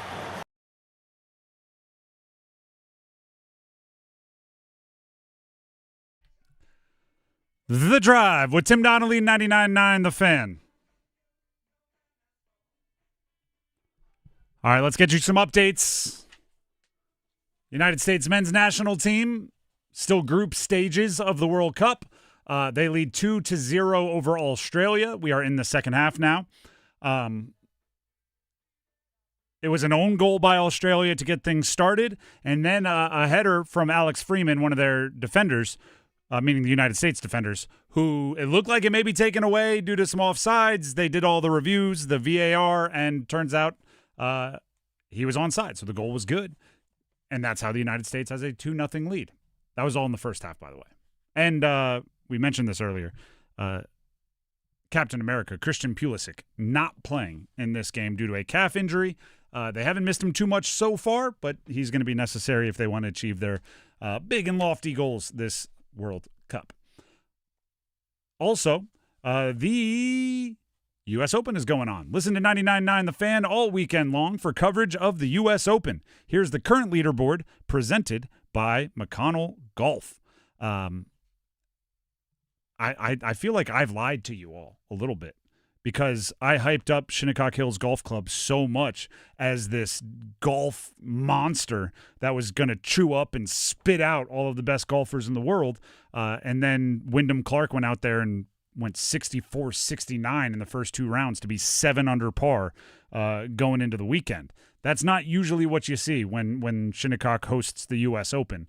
And I hope and I kind of expect the course organizers to see some of these numbers, see some of these scores, and between the ending of the round today, the ending of the second round, and the third round tomorrow, perhaps they'll water or not water as they see fit to make the course a little bit more difficult. They may put some pin placements in some pretty difficult spots. I would not be surprised if they try to fight back against some guys that are doing a very, very good job today and yesterday. Wyndham Clark, as I mentioned, he's 7 under. He is alone in first in the clubhouse after the second round, 7 under par on the tourney. Matt Fitzpatrick, Xander Schauffele are tied for second, 3 under par in the clubhouse. Also tied with Fitzpatrick and Schauffele are Harry Higgs and former Duke golfer Max Gracerman. They are 2 under par, but still on the course. Harry Higgs is through 12, and Max Gracerman is through 4 holes. So they have a lot of golf left to go, but they've put themselves in pretty good position. And if they are smart, if Higgs and Gracerman and Schauffele and Fitzpatrick and everybody up there at the top are smart, they do not look over their shoulder because Colin Morikawa and Rory McIlroy are tied at 6th, 1 stroke behind them. So, those are big guys to have in your rearview mirror coming for you. Don't get nervous. That was the U.S. Open update on 99.9 The Fan. Our U.S. Open updates are teed up by Wilson Country Club, the premier private club of Eastern North Carolina. Now, Dennis, do you want to draft here? You want to have some fun? Are you ready for a parade? The Carolina Hurricanes won the Stanley Cup. Don't know if you heard. And for this game, right, for the game that we are going to play right now, the Carolina Hurricanes won the Stanley Cup, and they came to us. And they said, you each get to be the captain of a float. And you each get to bring 5 Carolina Hurricanes players from this year. This is not an all-time draft. This is from this year's team. You get to each have 5 on your float. You get to decide any of them, but you 2 decide and then just let us know. So the way we've decided to settle this is I have my float, Dennis, you have your float, and we're just going to draft players. Old school snake draft style. Whoever gets the first pick, the next player gets the second and third, next and then fourth and fifth. It goes on and on and on. Everybody on the roster is available. And there's no doubling up, so we can't both pick the same guy, and it's not that kind of hypothetical fantasy world. Dennis, I'll give you the choice. I'm feeling generous here because it's everybody's celebrating. Do you want the first pick, or do you want the wraparound on 2 and 3? I'll take 2 and 3. Okay, and we are picking 5 players each. Mm-hmm. I get the first pick. Dennis, as I'm sure you are not surprised, I've put some thought into this. Not shocked at all. First pick, I'm taking the captain. I want Jordan Staal. Oh. Because I believe the cup goes where the captain goes. That's fair. I want the cup on my float. I want to be that feels like the crown jewel, the biggest moment. So I want the captain. And I believe he comes with the cup. At least I'm hoping. I'll ask him, hey, you're my 101. Think we can get the cup here? And I think he can make that happen. I think he has the leverage. So Jordan Staal, 101. I'm going the rowdy group. I'm going to go the pure party vibes. You need everything. You need everything. Pure party vibes. So I'm taking Jordan Martinook. He was high on my big board. And then I'm taking Nick Delorier. Oh, wow. Yeah. Going Jordan Martinook, Nick Delorier. Very high for Nick. No disrespect. And Nick Delorier has been one of the MVPs of the celebration. Oh, absolutely. You're talking about bringing the energy and the fun? Yeah. Yeah. Bringing those 2 guys. All right. So I had Martinook Martinook was my top energy, vibes, party guy. Mm-hmm. With him off the board, and Delorier brings a lot of the same energy, vibes, party guy. I think I'm going to have to go younger here. Okay. Give me Seth Jarvis. That's fair. Give me Seth Jarvis for the young party. He'll have the jokes. He'll likely show up with a few good old boys from Canada. I want Seth Jarvis.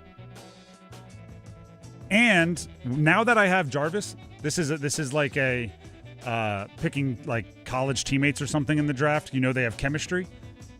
Give me Sebastian Aho. Oh, okay. Because I think Aho has, and we've seen a little bit of it this week, I think he has underrated party vibes, but they'll be unlocked more with Jarvis on the float with us. And also, I want people to be really stoked and cheer for us really hard. And if we have Stahl, Aho, and Jarvis, I think we're getting some pretty big pops, right? The fans are very excited to see and the cup. I mean, I'll just be able to just who's that other guy up there? And that's the best part because we're just going to be so jacked up. Aho's a good pick. That's a good selection right there. He's been having more fun, like goofy, laughing, singing, like more fun than I think people give him credit for because he's usually so stubbornly determined to win. All right, so in the snake, I get next two picks. Correct. I'm taking Taylor Hall. It's a good one. He's the veteran guy that's going to get that on my list. And that young guy that people are going to get excited for, Andrei Svechnikov. That's gonna get the people going. Yep. You barred me from getting the whole quote unquote top line. And Svech, by the way, he showed up to like a fast food shift in the middle of this whole celebration. Raising Cane's. Yeah. That's an all-timer to be able to go from like party, fast food shift, party. That's a real old school move. Mm-hmm. All right, so I have two more. These are my final two picks. I got to round out the roster, right? Because you need at least the way I look at it. You can't just take all goal scoring left wingers, right? You need to mix it up, and I'm talking personalities on the float, obviously. So for this one, this is for me. I need another 30-something dad with me. Give me Shane Gostisbehere. Shane Gostisbehere. Going Ghost? Give me Gostisbehere for the hey, I'm a 30. I don't have the fastball I used to have in the party scene.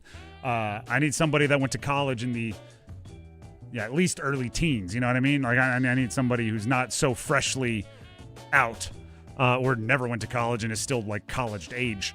I don't know if I can keep up, if I'm being real. Think you had that with Stahl already. Well, that's like our crew, right? Like we now have two. We like. I don't know if me and Stahl would like. I could talk. We need a third. But then also, this is underrated. Gostisbehere grew up in Florida. He did. He's going to be someone that understands the heat, the hydration. Mm-hmm. He's going to all these northern cold weather people. I mean, even they play a lot inside. We need somebody that's used to the heat that can make sure. He's showing up with like a Gatorade cooler. Like he's made two of them. One of them with the juice that gets the party going. One of them like liquid IV. Like actual juice. Yeah, he's coming with both. So Gostisbehere is my fourth pick and my final pick. I'll call this one a pro tip. Okay. Give me William Carrier. Oh, Carrier? He's been in a parade. He's been in a Stanley Cup celebration in Las Vegas. Mm-hmm. He learned a thing or two, right? So he's showing up with like a duffel bag, and you're like, what's in there? I don't even know what it is, but it's just stuff that he's like, you don't think about it, but you're really going to want these halfway through, right? I don't know what it is, but I have Stahl. He's won a cup. I have Carrier. He's won a cup. These guys are coming prepared, right? They're like the first people to show up with the goggles for a champagne celebration, right? They're like, we did this a couple years ago. It stings your eyes. Here, put these on. Like he's the one. These are the guys that have been there before. So give me Will Carrier as a veteran of the Stanley Cup celebration. And in Vegas, it was probably like a different style of bananas. So he'll bring everything we need. Give me Carrier on the float. All right. So my list includes Jordan Martinook, Nick Delorier. Mm-hmm. I have Andrei Svechnikov. Yep. Taylor Hall. And to round out my group, to balance things out here a little bit, because he's going to get a lot of love, Brandon Bussey. Yep. He was on my list. Brandon Bussey. Brandon Bussey's on my list. Brandon Bussey would be. He was on my list. We had similar thoughts here, but you did say you were going for like the party crew. I'm going to go a little bit more of the rowdiness. Bussey doesn't exactly fit that you need vibe. the balance. You need the balance with it, though. All right, so the teams, the way they look, I had the first pick. My team ended up Jordan Stahl, Seth Jarvis, my team, my float. We're not competing here. Jordan Stahl, Seth Jarvis, Sebastian Aho, Shane Gostisbehere, Will Carrier. I think it's a fully formed, well-rounded group. We're going to have some fun. Yeah, most of power play won there. Hey, if we need to win a face-off, I like our chances. Right? The whole thing works there. You went Jordan Martinook. That's that. I mean, for me, like at the end of the draft, like the one that got away, Martinook is the guy. Mm-hmm. So much so I thought about going Martinook first, and I wasn't sure if you were going to go Stahl anywhere near the front, so I thought I could sneak him back, but I didn't want to risk not having the cup. Martinook, you went Martinook, Delorier, Taylor Hall, Andrei Svechnikov, Brandon Bussey.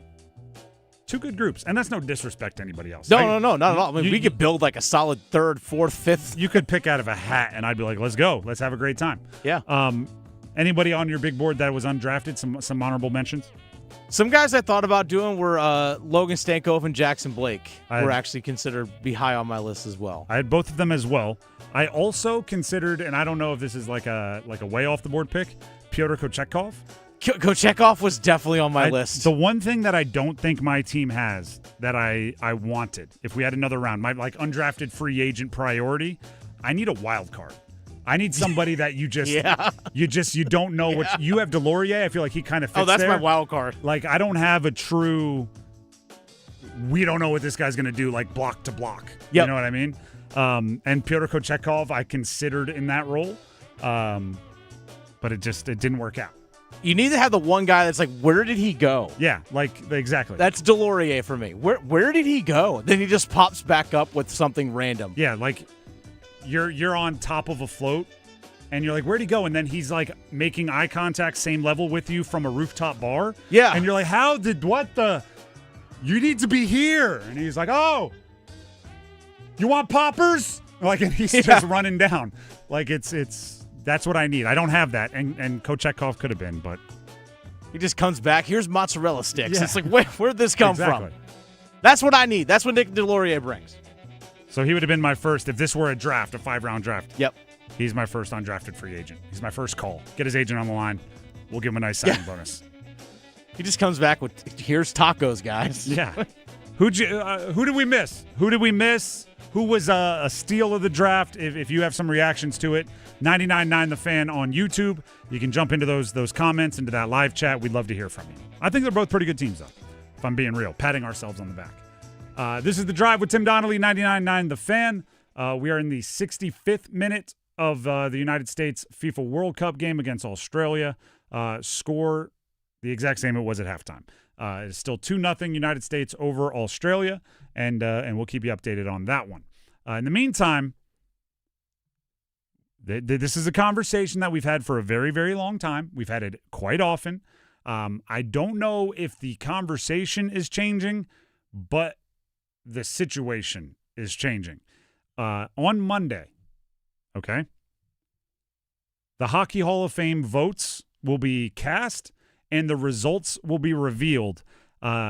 Monday at 3 p.m. Eastern is when we are expecting to have the 2026 Hockey Hall of Fame class announced.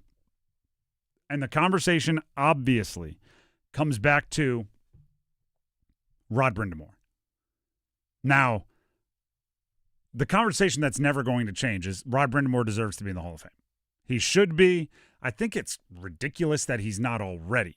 But he should be in the Hall of Fame, and until he is, every year on the day that they announce it, we have the same, I hope it's him, and the same anger when he's not.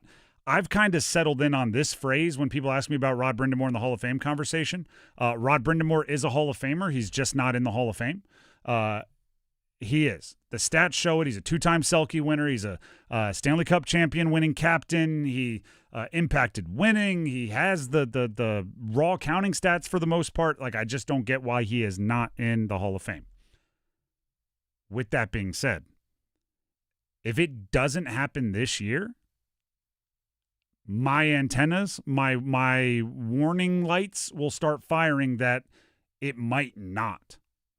Up until now, every single time he's not been in, I just go to like, all right, maybe it'll be next year. If it doesn't happen now, with all of the positive vibes surrounding him, he just won a cup as the coach. Right. Everybody loves the Rod the Bod pictures of him shirtless with the hands above his head. That I don't even know what the little like jump or toss, trophy spin, bear hug move he pulled on the ice was. But it's like his hype rating is as high as it's been in a very long time right now. If he doesn't get enough votes to be in the Hall of Fame the Monday after he is in a Stanley Cup championship parade on Saturday, then it's not like, oh, they're making him wait. I go to like they're being foolish, and I'm not sure if that foolishness will wear off. Now, I actually don't know how it because there's categories of the Hockey Hall of Fame. There's builders, there's players, and I believe he's being only considered as a player. And I don't know. It's weird how they do that. They don't have like a crossover category where it's like, well, I can get 80% of my Hall of Fame case from being a player and 25. Oh, look, 105%. I'm in. Like 25% from builders. I don't think they have that, but voters are humans. You know what I mean? They can, in their own brain, go, I know I'm supposed to only consider him as a player, but this dude is his entire body of work is a Hockey Hall of Fame body of work, so I'm going to vote him in. And I'm hoping they get to do that, or they choose to do that. But, and I've voiced this before, it also would, like, in the most first-class problem, like, I'd be so happy for him. It'd be so deserving. I'd also be kind of frustrated on his behalf if it took him winning as a coach to get in. Because in a weird way, that would, like, kind of say the playing career wasn't worthy. Like, if he gets in this year, which I think he will, and I hope he will, if he gets in this year, it's almost like very clearly, oh, good, I'm glad you did something else in hockey after your playing career was over, so now we can put you in, when I don't think he should need to. I'm being nitpicky, and it's a first-class problem, and I will not feel that way very long because I'll just be excited that he's getting into the Hall. But I want to be clear, just the player that Rod Brind'Amour was is good enough to be in the Hall of Fame and should be in the Hall of Fame. He might also be a Hall of Fame coach, right? If he does it long enough and he wins enough and he, grabs another cup or two, like, he might be also a Hall of Fame coach, but I don't want to take away from the fact that he was a Hall of Fame player. And I don't know what they would, like, what do they do with the old timers? Do they, like, induct them twice, or do they just go, like, you're already in the Hall, so anything you do as a coach just gets, like, added to your personality, or your, whatever it's called, your description of your Hall of Fame case? I don't know how that works. Like, what's Toe Blake? Toe Blake is hilarious, by the way. Toe Blake is a coach that was all a player and coach in, like, the early part of the 1900s. And Rod Brind'Amour is doing a bunch of stuff for the first time since Toe Blake. And he's on all those lists and everything. Is Toe Blake in as a player and a coach? Did he have to go win as a coach? Or are we just being extra sticklers for Rod Brind'Amour voters? Rod was a really good player. And that's coming from somebody who, like, a good portion of his career was, I was like 5 or younger. So I wasn't even around for it. And I know he was a pretty good player. And pretty good, I'm underselling it, just so everybody's clear. Yeah, it's weird how the Hockey Hall of Fame is designated as player or coach or executive or builder or something along those lines. I think it's dumb that they do that because so many of these guys go into coaching or front office or things along those lines. But to be fair, he should already be in. That's my I know it's what you say. Like, he should already be there. And if this is what gets him the nudge to be in there, then okay, because he should be in there and he deserves to be in there. Yes, and he deserves to be a peer with all of those guys. Is really what I don't want him to be excluded from conversations. And let me be one more clear here. The last point I'll make. Rod is not the kind of guy where this is going to make or break like how he looks back on his team or how he looks back on his career. He knows what he did, and he doesn't need the outside confirmation. He is very, very like the hard work was the reward for the hard work kind of deal. Like the winning was the reward for the hard work. But at the same time, I think for him and many others, it would be a very, very welcomed final acknowledgement of what he meant to the sport of hockey and means to the sport of hockey, not just in Carolina, although he does mean a ton to the sport in Carolina. The Drive with Tim Donnelly, 99.9 The Fan. We'll learn on Monday. It'll be right before the show. 3 o'clock. So it'll be right at the top of the show. We should learn, which means like my mood for the entire show on Monday will be decided by whether it's a yes or a no. And we'll go from there, whether we're yelling at voters or celebrating one of the coolest careers in hockey. The Drive with Tim Donnelly, 99.9 The Fan, as we look at the schedule here. Next up, one of my favorite segments of the week. Real, bold predictions. Coming up. After 20 years, the wait is over. 5 seconds away. Played out, and the Carolina Hurricanes are the best team in the NHL. They won the 2026 Stanley Cup. It's yours, Carolina. Such a great story with this team. I mean, you dig into it, it's amazing, and I'm just really proud. Your official home for the Stanley Cup champion Carolina Hurricanes. 99.9 The Fan, the Triangle sports leader. It's bow time. Ordering Bojangles Bow Bites is the easiest choice you'll make today. The bite-sized hand-breaded chicken is fried to crispy perfection, making it perfect for sharing, snacking, or when you're on the go. Just don't call it a nugget. The only hard part is choosing from our 6 dipping sauces. We've got a sauce for every kind of craving, from our creamy house-made ranch to our sweet and spicy peach honey pepper sauce. It all depends on what kind of mood you're in. Head to your nearest Bojangles today and discover the dippable, shareable, and craveable Bow Bites. It's bow time. There's no time like bow time. Time to head on over to Bojangles to try Bojangles' new Bow Bites. Bite-sized, hand-breaded chicken fried to crispy perfection. On the go, they're perfect for snacking or sharing. Dipped in your favorite sauce like creamy house-made ranch or peach honey pepper, they're the perfect way to satisfy your craving for flavor and value. Try Bojangles' new Bow Bites. It's an easy choice to make when it's bow time. You know what you can trust? The protection you get when you bundle home and auto insurance with Progressive. You know what you can't trust? Everything else, apparently. Like when you saw that article that said that thing you eat every day is a superfood and great for your gut health. But then 30 seconds later, a different article warns you to avoid it and it's taking years off your life. Well, which is it? Kind of a big difference there. Anyway, bundle home and auto insurance with Progressive for reliable coverage in a reliably unreliable world. Progressive Casualty Insurance Company affiliates and third-party insurers. Not available in all states or situations. Hank Williams Jr. Are you ready for the contract? Live in concert. It's a family tradition. Bocephus Live. Or can with special guest The Outlaws. Got a thing for the finer things. Saturday, June 20th. Coastal Credit Union Music Park, Raleigh.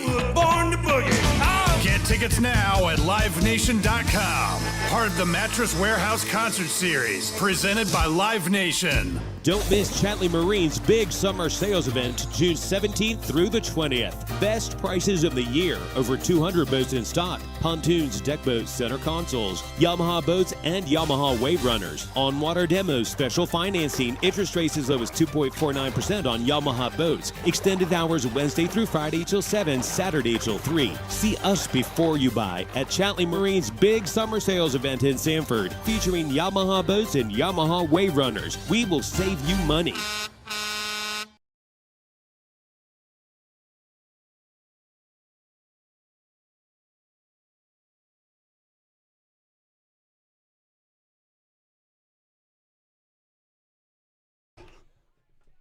The Drive with Tim Donnelly here on 99.9 The Fan. We've been talking a lot about the Carolina Hurricanes Stanley Cup Championship Parade. Because who doesn't love a parade? I don't know, 120, 130,000 of your closest friends get together to cheer on your favorite team after they achieve the ultimate goal. Sound like a good time, doesn't it? I'll cancel a lunch for that, right? Call up a buddy like, hey, I know we're supposed to have lunch. I'm canceling because I'm going to the parade. I don't know why that was what popped into my head, but I would. You can also join the action even if you don't want to brave the crowds or the heat, or you can't be in the area, or you got work, or you got a kid's game, you got something that's keeping you from dedicating most of your Saturday to a parade. You can still be a part of the action through us. Live vicariously through us. Join 99.9 The Fan Saturday morning for complete coverage of the Canes Stanley Cup Championship Parade. Our pre-parade broadcast starts at 10 a.m., live from Taverna Agora on Hillsborough. We will have the latest parade updates. We'll hear from fellow fans, and we will cheer on the champs as they take the main stage. Championship Parade coverage on 99.9 The Fan is brought to you by Parkway Sleep Health Centers in Cary. Sound sleep, sound health. Speaking of, you should get a good night's sleep tonight if you're going to be out there. Need big energy. Dennis has a big yawn just now. Oh, yeah. That was unintentional, but get a good night's sleep so everybody's ready. So everybody's ready to roll for a parade. The players, they'll be on adrenaline. Doesn't seem like they've stopped, but I only see flashes of their lives on social media. The Drive with Tim Donnelly, 99.9 The Fan. Dennis, are you ready for a game here? Let's play some real bold predictions. Oh, are you not ready? You gave us the not bold enough bell or buzzer.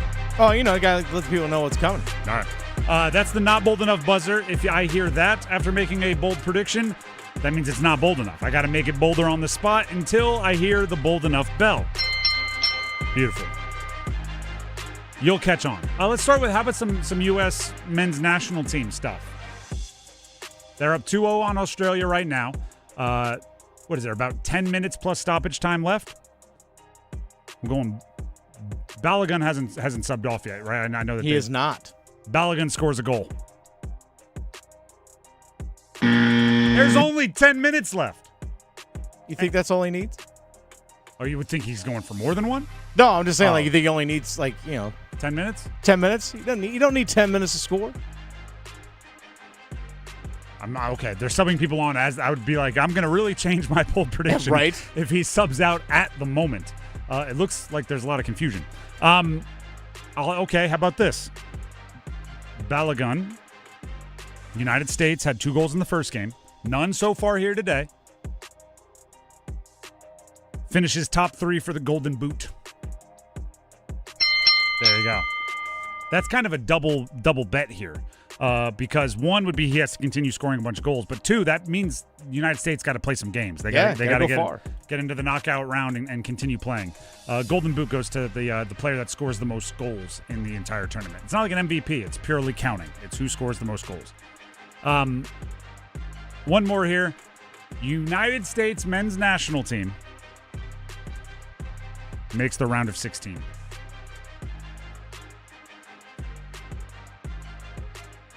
No. Wow. Dennis, you're I had to think hard on that one. You're feeling froggy about the United States' chances. I might be. Just might leap. I guess I have to go quarterfinals then, right? That's the round of 8. Quarterfinals would be next. I'll tell you right now. If the United States men's national team is one of the 8 teams left standing in the World Cup, it would be like 1999 women's soccer levels of. We'd see youth soccer increasing on the boys' side. We'd see high school soccer. It would change soccer in America if they make it to the top 8. For sure. And somebody would be making a boatload of money in endorsements. Whoever scores the go-ahead goal in the round of 16 would be, watch out. How about some U.S. Open stuff real quickly here, which is also going on. Let me pick a winner that's bold here. I left it blank because I didn't know what I couldn't pick the winner or the leader and say they were going to win and have it be bold. How about we go with, let's keep it local. Max Gracerman, Duke former golfer. He is currently tied for second, so it's not like I'm going way off the board here, but he is Max Gracerman, not super known, and this is a major. Max Gracerman gets his first major, wins the U.S. Open. Beautiful. It was him or Rory. I don't think you would have given me bold for Rory, although he does appear to have dropped off since I did that update a second ago. Nope, never mind. He's still tied for second. Max Gracerman, though, in the mix. He's been in the mix a lot recently. More bold predictions. Real bold predictions. UNC baseball. Their national championship series, right? The College Baseball World Series championship final against Oklahoma begins tomorrow at 8 p.m. You can hear the game right here on 99.9 The Fan. I have them winning the national championship in 2. It's a best-of-3 series. They win it in 2. A little disrespectful to Oklahoma, but all right. How do I make it bolder? They can't win it in 1. We'll go, they win it in 2. And at least one of the 2 games, they win by 3 or more runs.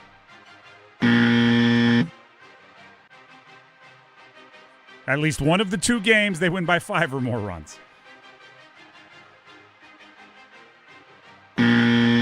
All right, we're very high on the Carolina Tar Heels baseball program here. The Bell and Buzzer are big fans.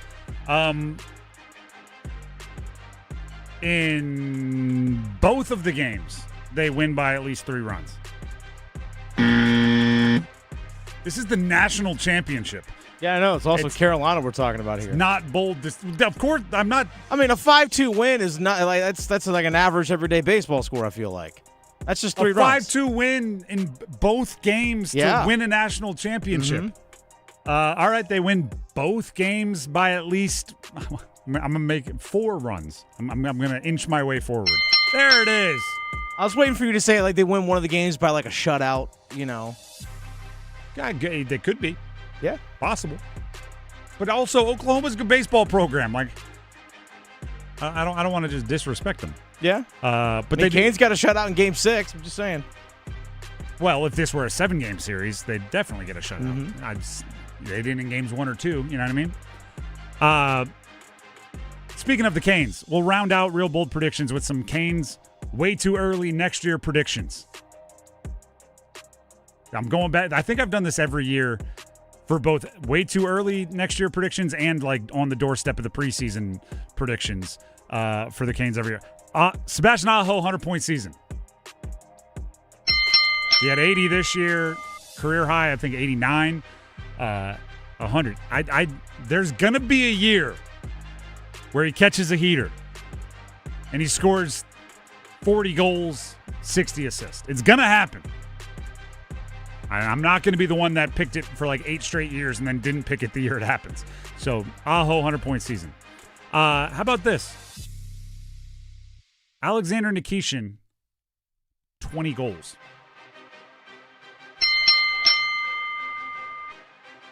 I think he is we talked about it for individual improvement. He's kind of the Jackson Blake, where it's like, oh, wow, you're smashing last year's stats, aren't you? And then also, I think if he's on like a bridge deal or something like that, he just saw what one single 20-goal season can do for somebody like Radish. And he's going to be going and score some goals. And I think he could be second unit power play as well. How about this one? And I went back and forth on what this number should be, so I think it's bold.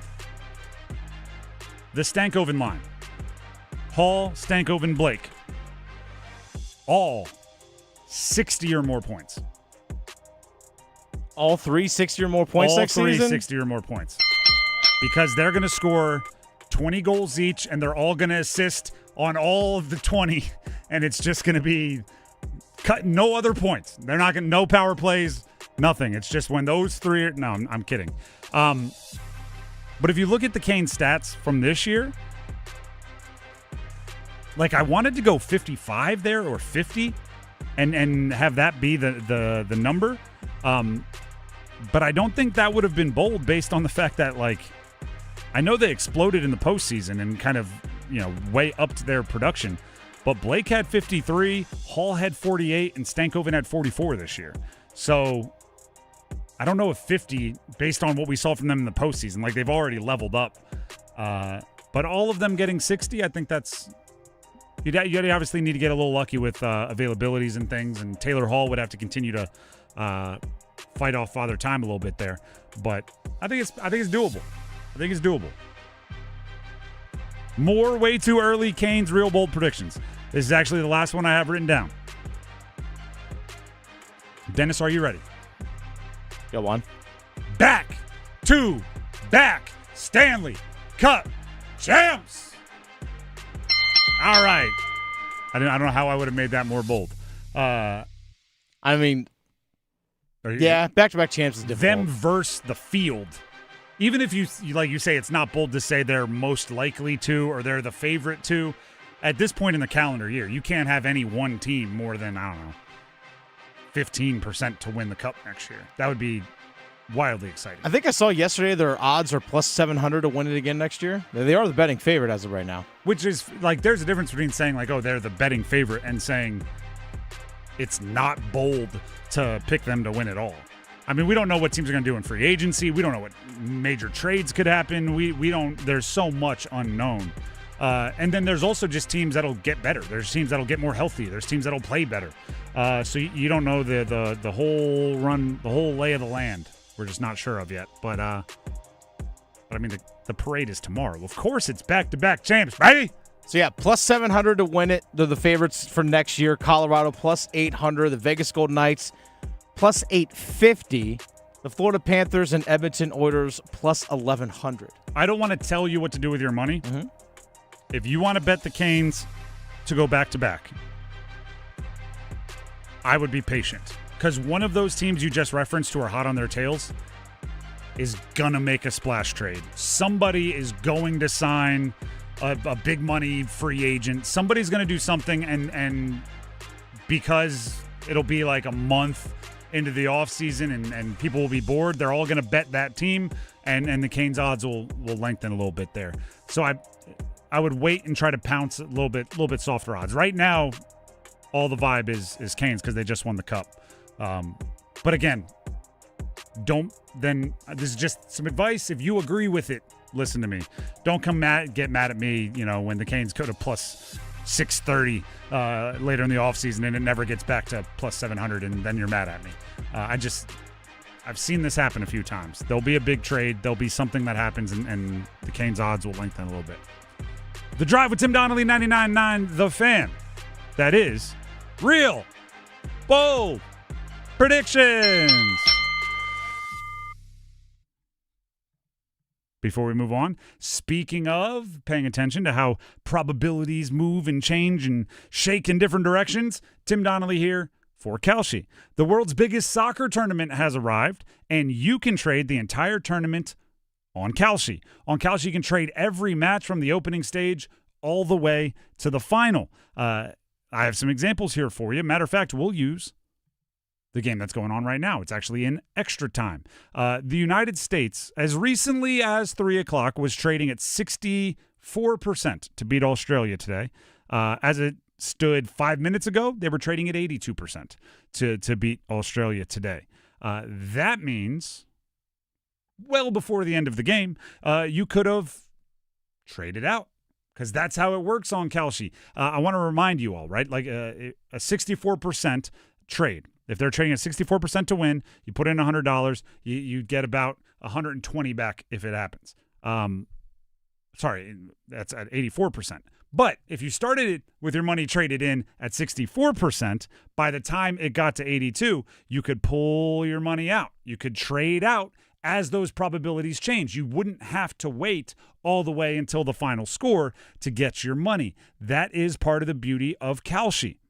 You are not playing against a house. You're trading against peers in a live market. And what that does is it allows you the opportunity to move your money in and out. You can buy in and out of your position at any time.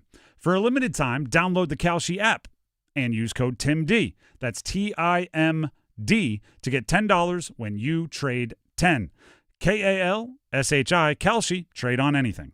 18 plus only. Restriction and eligibility requirements apply. Event contract trading involves risk and may not be suitable for all investors. Prices, values, and available markets may differ from those mentioned. For more information, see kalshi.com/regulatory. Gambling problem? Call 877-718-5543 or visit morethanagame.nc.gov. The Drive with Tim Donnelly, 99.9 The Fan, has the starting five coming up next. Stick around. Move your sports day forward. Championships are rare, and you'll always remember June 14th, 2026, when rare became reality for you and the Carolina Hurricanes. Remember the feeling when the clock hit 0 and you high-fived the person next to you. The feeling, multiply it by 1,000,000. That's the collective I told you so from Caniac Nation to every non-believer. Get set up. Join Next Up with Paul Ihander. Mornings at 9 on 99.9 The Fan, the Triangle Sports Leader.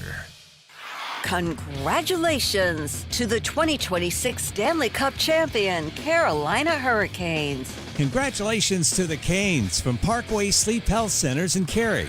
Sound sleep, sound health. You hear that? That's the sound of Pepsi Zero Sugar. The better tasting, more refreshing Zero Sugar Cola. Listen to that endless pour.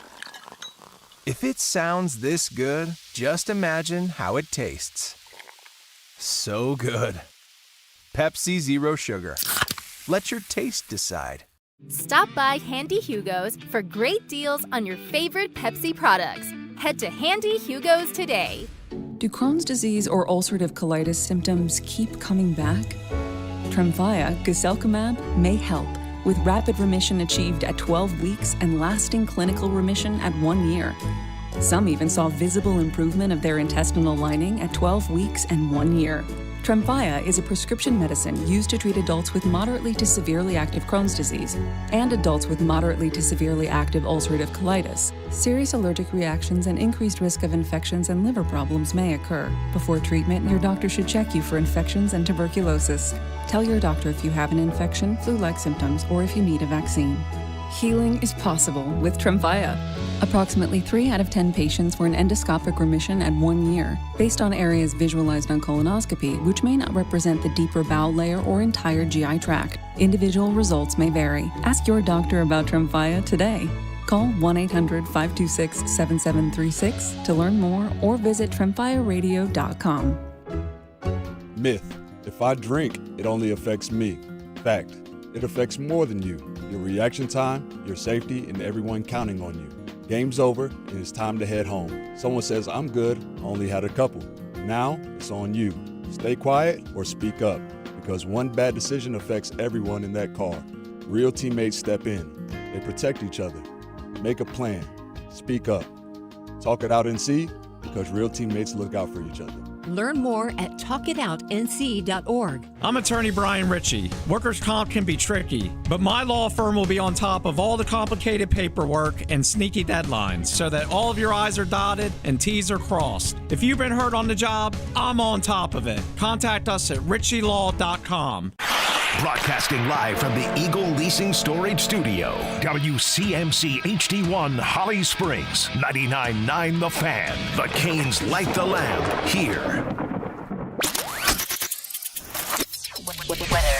And WRAL meteorologist Amy Wilmoth, after some much-needed rain, things are looking dry for the rest of the weekend. Temperatures this afternoon climbing into the 80s. Overnight tonight, it's partly cloudy, a low temperature around 65, and then partly cloudy to mostly sunny Saturday with highs near 90. 5 o'clock check of your money. Dow Jones closed today due to the Juneteenth holiday. The Dow Jones yesterday did close up 72 points to 51,564. It's 5 o'clock. Time to serve up the biggest sports stories of the day.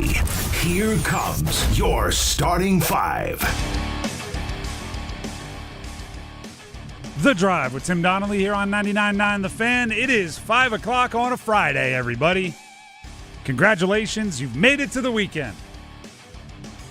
And not just any weekend, by the way. It's a World Cup weekend. It's a U.S. Open weekend. It's a Stanley Cup Championship Parade weekend. It's a College Baseball World Series weekend. It's a June weekend. Happy Father's Day. It's a Father's Day weekend. It's my birthday weekend. It's his birthday weekend. Happy birthday, Dennis. Thank you, sir. Monday, I won't be here.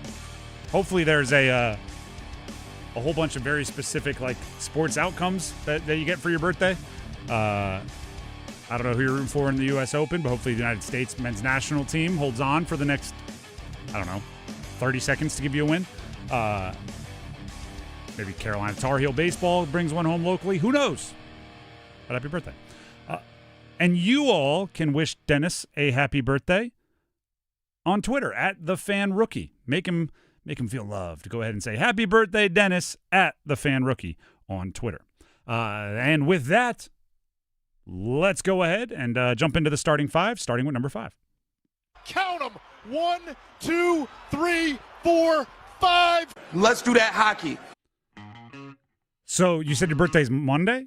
That's correct. On your birthday, Rod Brind'Amour might get a pretty awesome gift. Hopefully he does, because on Monday at 3 p.m., it will be revealed who is in the 2026 Hockey Hall of Fame induction class. The voting also takes place Monday. So I don't know if you know one of the voters, get to campaigning, right? Do a little grassroots campaigning if you know one of them, or you can go maybe hit them up on Twitter, I guess. The way I've settled on talking about Rod Brind'Amour and his Hall of Fame case is very simple. Rod Brind'Amour is a Hockey Hall of Famer. He's just not in the Hockey Hall of Fame. And eventually, I hope that is reconciled. But if not, to quote Remember the Titans, he's a Hall of Famer in my book. If it's not this year, I get very cynical about the possibilities of it never happening, which I really haven't. Maybe I just haven't let myself walk down that path. Each year when he's not in the Hall of Fame, I get angry, but I also, in the back of my brain, I'm always thinking, he's going to get in. It's just messed up they're making him wait. If the way the conversations are going now, where everybody, his approval rating is through the roof in the hockey world right now. If he doesn't go Saturday parade, Monday Hall of Fame, you start to wonder if they're ever going to, get their head out of their you-know-what and put him in. So let's really hope it happens on Monday.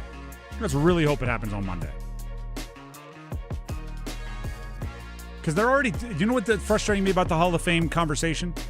What's that? People are already talking about this year's Canes team as an unbelievable, it's such a team. They're going to win and not have any Hall of Famers. And I'm going well, almost none of their resumes are finished being written yet. What if Aho wins 2 more? Right? What if Jordan Staal puts together a Selke season next year? Hey, Jordan Staal might get in anyway. I don't know what the percentages are on that, but he might be there. What if Jackson Blake scores 400 or 500 career goals? He's 22 years old right now. I'm not saying it will happen, but I'm saying you can't speak with any kind of definitive nature that this Canes team doesn't have a Hall of Famer when you don't know how these careers are going to go. What if Taylor Hall puts together 3 or 4 more whoa, where did that come from seasons? And then he's a number 1 overall pick. He's a Hart Trophy winner. He's the Stanley Cup champion. Plus he's whatever else you add on to the rest of this one. The 06 team, obviously, is going to have a little bit more Hall of Fame star power currently because all those guys went on to go ahead and write the rest of their stories. And hopefully Rod Brind'Amour adds to it. That's actually a question there. Dennis, who on the team 2026? We may not even answer this now. Maybe this will be a conversation for next week. Who on the 2026 Canes team is most likely to end up in the Hockey Hall of Fame? Ooh, that's tough. Do you want to go lotto ticket on one of the younger guys that they are just a rocket ship? Or do you take Jordan Staal, who's got a lot of hay in the barn, a lot of the work is done, but doesn't have the huge individual awards or the counting statistics? Or do you go somewhere in the middle? Do you think Aho just keeps it up steady Eddie as she gums for another decade and gets there? There's a lot of options there. I think Aho would need to add in a couple 100-point seasons to the mix. Or a couple more cups. If he's the top line center on a 3-cup winning dynasty, It's hard to keep that out. That's a big if, though. That's also like, what's easier, 100 points or a bunch more cups? Like they're both probably difficult. It's quite. You don't have to. That's tough. You can choose to say, "I will think about it and we'll come back." I don't know if they do. I genuinely don't know if they do. If any of them do, I don't think so. That wasn't the question. It was best chance. Best chance, because he has the upside, and I think again, I'm already starting the campaign of him, Team USA 2030 in the Olympics. Jackson Blake. That's definitely one of the options. Because I could see it, like, if he's consistently a 35 goal scorer, which I think he has the potential of being, then you're looking at 500 plus goals in your career. There needs to be some longevity to all of it. Yep. But there's possibilities. That's all I'm saying. Possibilities. We don't know anything for certain. That's number 5. Let's get to number 4. 1, 2, 3, 4, all together. College Baseball World Series Championship Final starts tomorrow between the Carolina Tar Heels, the Diamond Heels, as they are known, and Oklahoma. It'll be at 8 o'clock start. You can hear it right here on 99.9 The Fan. 20 years ago. So let's put ourselves 20 years into the past. The Canes are Stanley Cup champs. Rod Brind'Amour is still playing. And the Carolina Diamond Heels are going to the first of back-to-back College Baseball World Series Championship Finals. In 2006 and 2007, the Carolina Tar Heels finished as national runner-up. Program is, if not the hottest in the country, the second hottest baseball team in the country. If you would have told them back then, you're not gonna win a national championship till at least 2026, I'm not sure people would have believed you because they had things cranking. But sports are funny that way. They have not been back to a championship final until tomorrow. They have never, and this blows my mind. I Googled it like each of the last 4 days because I was like, I keep saying it on air and it feels wrong every time I say it. The Carolina Tar Heels have never won a baseball national championship. Every time I'm like, they got to get that weight off their shoulders. They got to get that metaphorical monkey off their back. They got to rid themselves of that burden. I felt like I was going, they have one in like 1910 that I just forget it. Like, they don't. That can all be over Sunday or Monday if they take care of business. They are the betting favorites by a considerable margin over Oklahoma. Get it done. Get it done. That's number 4. How about we head to number 3?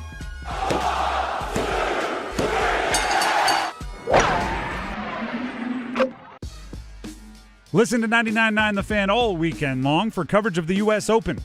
Here's the current leaderboard presented by McConnell Golf. Wyndham Clark, alone in first. He is done for the day in the clubhouse after round 2. He is 7 under par, and as I said, alone in first.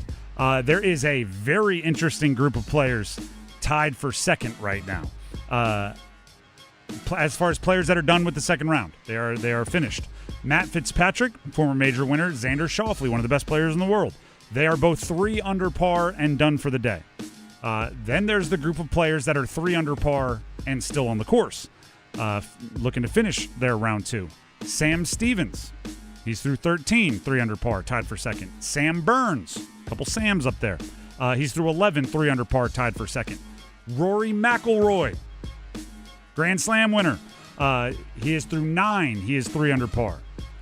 And former Duke golfer Max Gracerman is 3 under par as well on the tournament, 2 under on the day. He is through 8, and he is in a tie for second. He's been playing some really good golf. It'd be mighty impressive if the breakthrough win comes at a major. But he's been playing some really good golf. He's been securing some big money and also securing some status moving forward on the tour. And also just continuously getting better and better and better at playing in these moments, right? Golfers pretty overwhelmingly have to be in contention and lose, be in contention and implode, be in contention and play solid but not win, be in contention and lose, and then eventually they learn what it takes to win golf tournaments, and a lot of times they then put it together and win a bunch of them. Grayson seems to be in that group. For other local golfers, if you're interested, Akshay Bhatia, who calls the triangle home, he's in a tie for 15th. He's done for the day, even par on the tourney. Alex Fitzpatrick played at Wake Forest, tied for 23rd, 1 over par, still on the course through 7. Ben Griffin, former UNC golfer, done for the day, 2 over par on the tourney, tied for 40th. As is former Wake Forest golfer Cam Young, but he's only through 10 holes. Michael Brennan, a former Wake Forest guy, done for the day, 3 over par through in a tie for 52nd. And then there's some other guys below that. It's going to be tough, okay? Actually, let me finish this up. U.S. Open updates on 99.9 The Fan are teed up by Wilson Country Club, the premier private club of Eastern North Carolina. I have a feeling the weekend's going to be tough for some of these golfers, and you're going to have to be really, really mentally strong if you want to win. I'm not surprised to see somebody like Matt Fitzpatrick up there. If you listen to the show on Wednesday, I called for him to be one of the players that are going to play well because he's somebody who loves, and I say this as a compliment, golfers will get what I mean, he loves to be miserable. When you're going into a tournament and it's like the winds are going to be 40 miles an hour, it's going to be raining, it's going to be 37 degrees outside, I oftentimes will then bet on Matt Fitzpatrick. He is somebody that grinds and he plays really well when the conditions are tough. Shinnecock Hills is notoriously a very difficult place to score well. So when other guys might get frustrated, Matt Fitzpatrick traditionally plays pretty darn well. Which is why it's really fascinating to see Wyndham Clark all the way at the top. Because Wyndham Clark is somebody who, if you watch any of the behind-the-scenes documentaries and things, he has struggled with his sports psychology. He has at times gotten really mad at himself. He's damaged some locker rooms and gotten in trouble for it on tour after bad rounds that he saw as bad, I should say. So perhaps we're seeing good Wyndham because everything's gone well. He has the lowest 36-hole score in U.S. Open at Shinnecock history.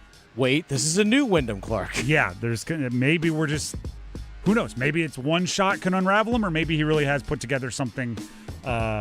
He's figured something out in his sports psychology, but he's running away with it right now.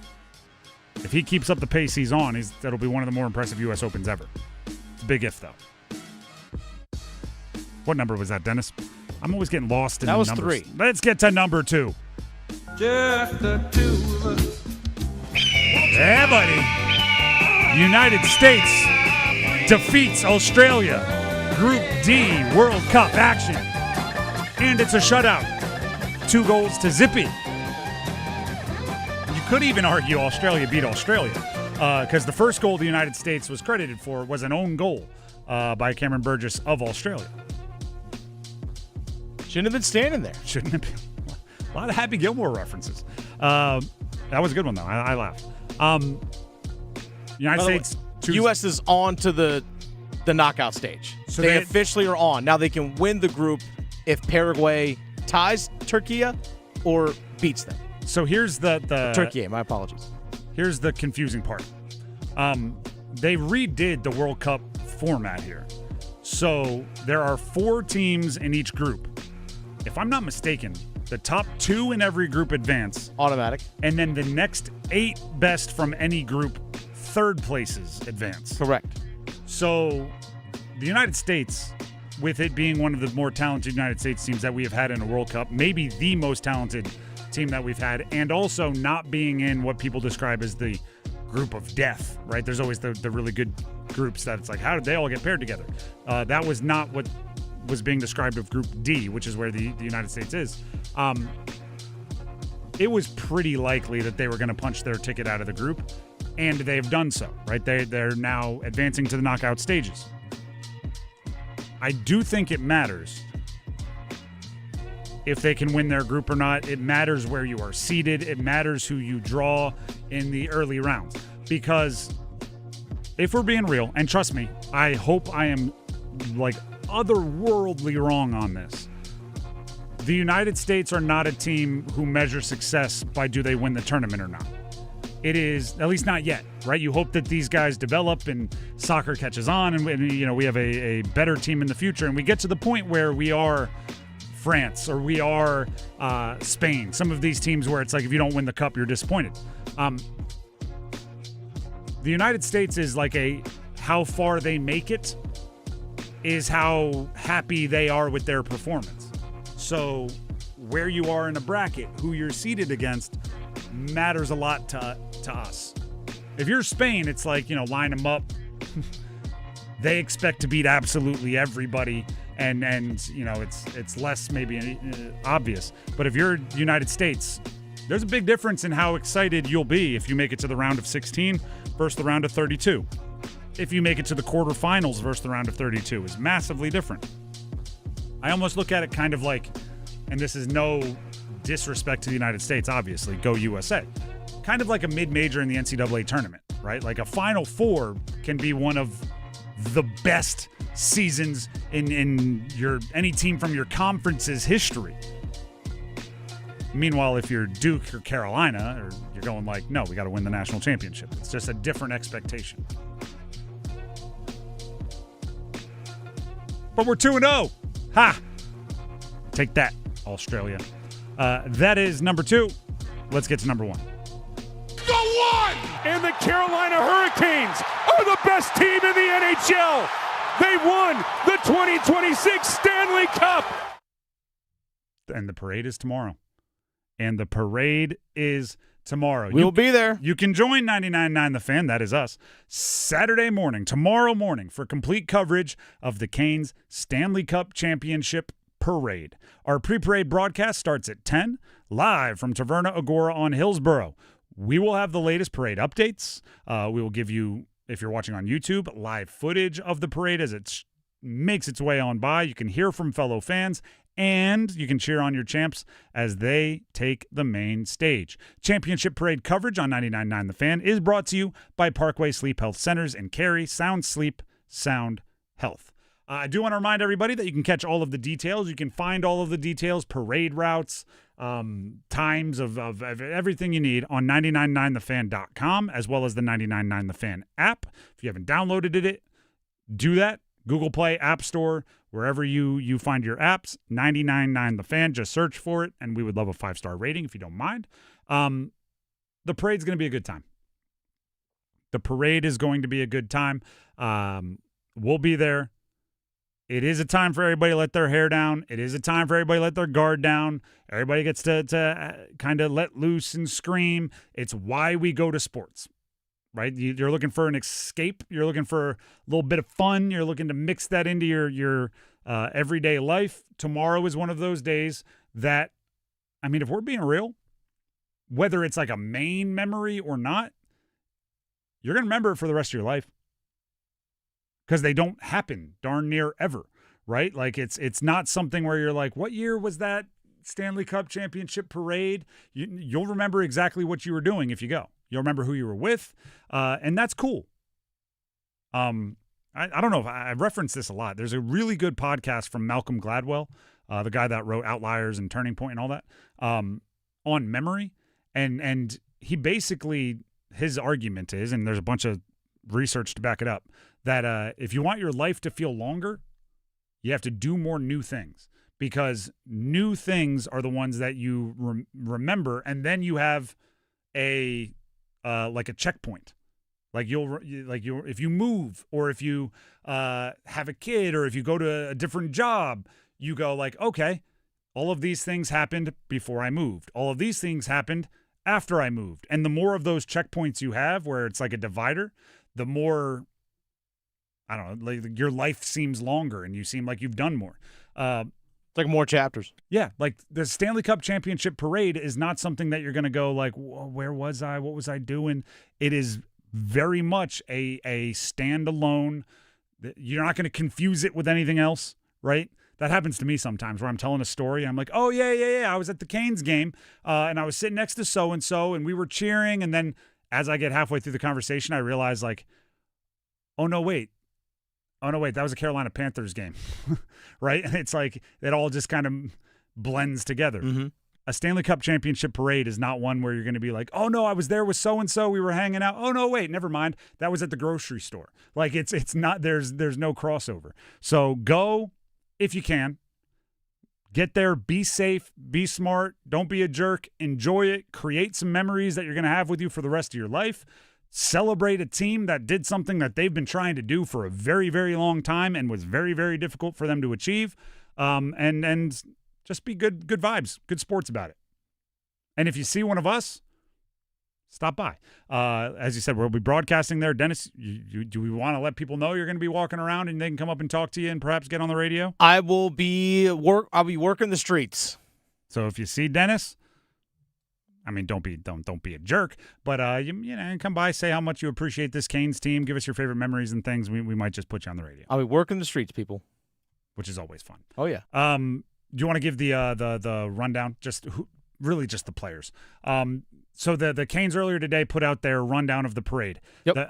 I'll give you some sections. The first section, I think it's pretty good tone setters. You have things like the NC State band. You have just some, hey, let's get in. It's parade time style vibes. Yeah, the mayor, police, fire department, yeah. those kinds of things. Then you get into, I would say, unsung hero area, right? You have a bunch of Canes staffers, kind of the team behind the team.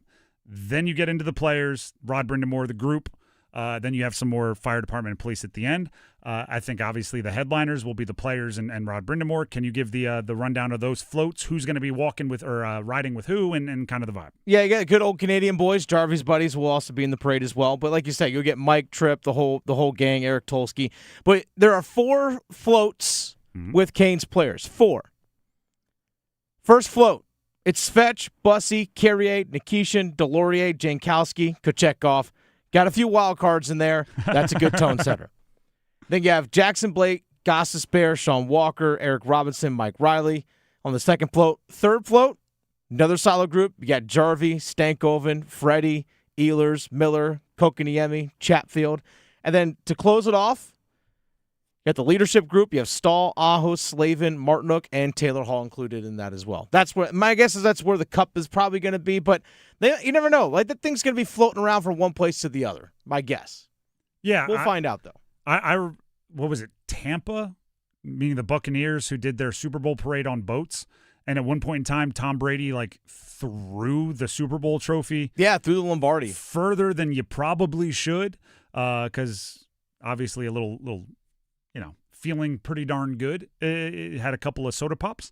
And I think it was Cameron Brake caught it. And I remember his face when he caught it being like, oh, that could have gone poorly. That's the biggest catch of his life.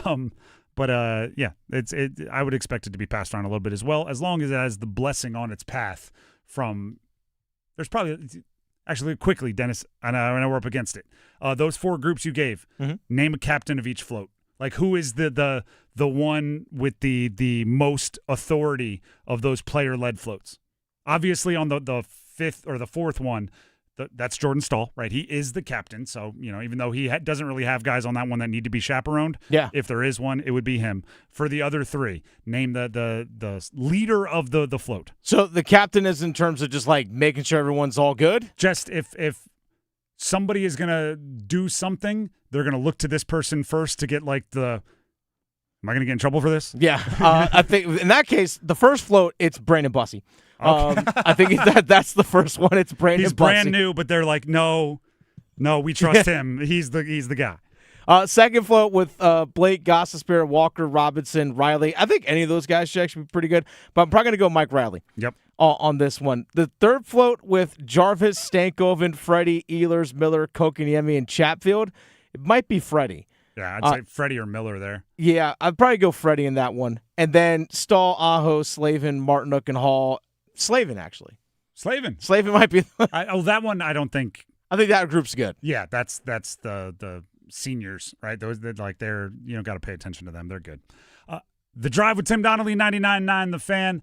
As I often tell you, the best way to mark a milestone accomplishment is with a great luxury watch from Bailey's Fine Jewelry. Tim Donnelly here for Bailey's Fine Jewelry, and I mean, it's exactly what I'm talking about. You have a massive accomplishment, something you've been working 20 years for, and you finally get it done.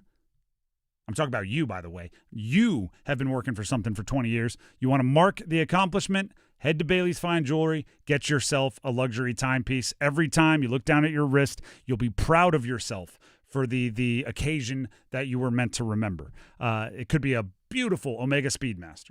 Could be a pre-owned and vintage Rolex. Could be the Blancpain 50 Fathoms, the granddaddy of all dive watches. There are so many options. A pre-owned or vintage Cartier. Could be a Hamilton, a Norcane. There's so many options. It is a great way. People always say, right, there's two things a watch does.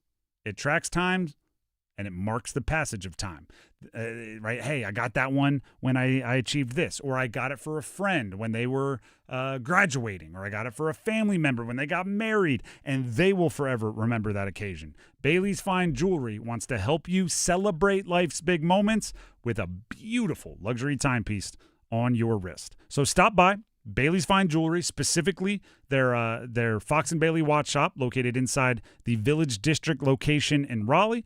And when you stop out and you start asking questions, make sure they know you heard about it from me, Tim, right here on 99.9 The Fan.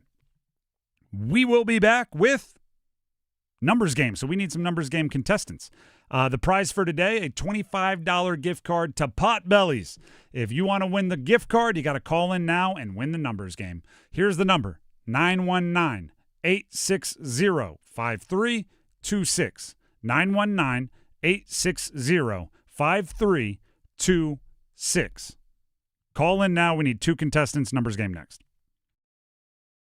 After 20 years, the wait is over. 5 seconds away. Played out. And the Carolina Hurricanes are the best team in the NHL. They won the 2026 Stanley Cup. It's yours, Carolina. Such a great story with this team. I mean, you dig into it, it's amazing, and I'm just really proud. Your official home for the Stanley Cup champion Carolina Hurricanes. 99.9 The Fan, the Triangle sports leader.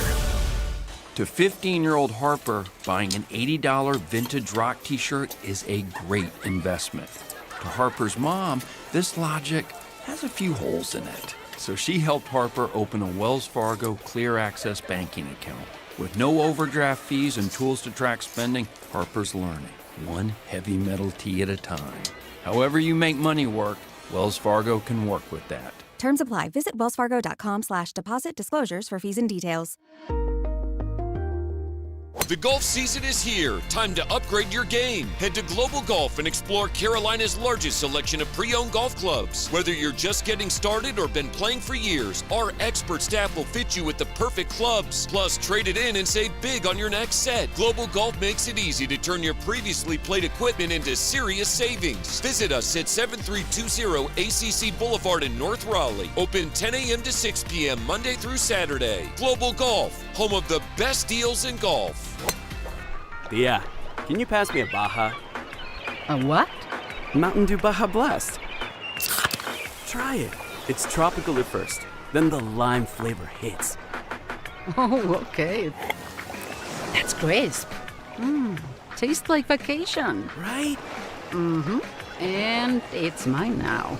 Have a Baja Blast. Right now at Handy Hugo's, buy a 20-ounce Mountain Dew and get another for just $1. Do the Dew at Handy Hugo's today. It's bow time. Ordering Bojangles Bow Bites is the easiest choice you'll make today. The bite-sized hand-breaded chicken is fried to crispy perfection, making it perfect for sharing, snacking, or when you're on the go. Just don't call it a nugget. The only hard part is choosing from our 6 dipping sauces. We've got a sauce for every kind of craving, from our creamy house-made ranch to our sweet and spicy peach honey pepper sauce. It all depends on what kind of mood you're in. Head to your nearest Bojangles today and discover the dippable, shareable, and craveable Bow Bites. It's bow time. There's no time like bow time. Time to head on over to Bojangles to try Bojangles' new Bow Bites. bite-sized hand-breaded chicken fried to crispy perfection. On the go, they're perfect for snacking or sharing. Dipped in your favorite sauce like creamy house-made ranch or peach honey pepper, they're the perfect way to satisfy your craving for flavor and value. Try Bojangles' new Bo Bites. It's an easy choice to make when it's Bo time.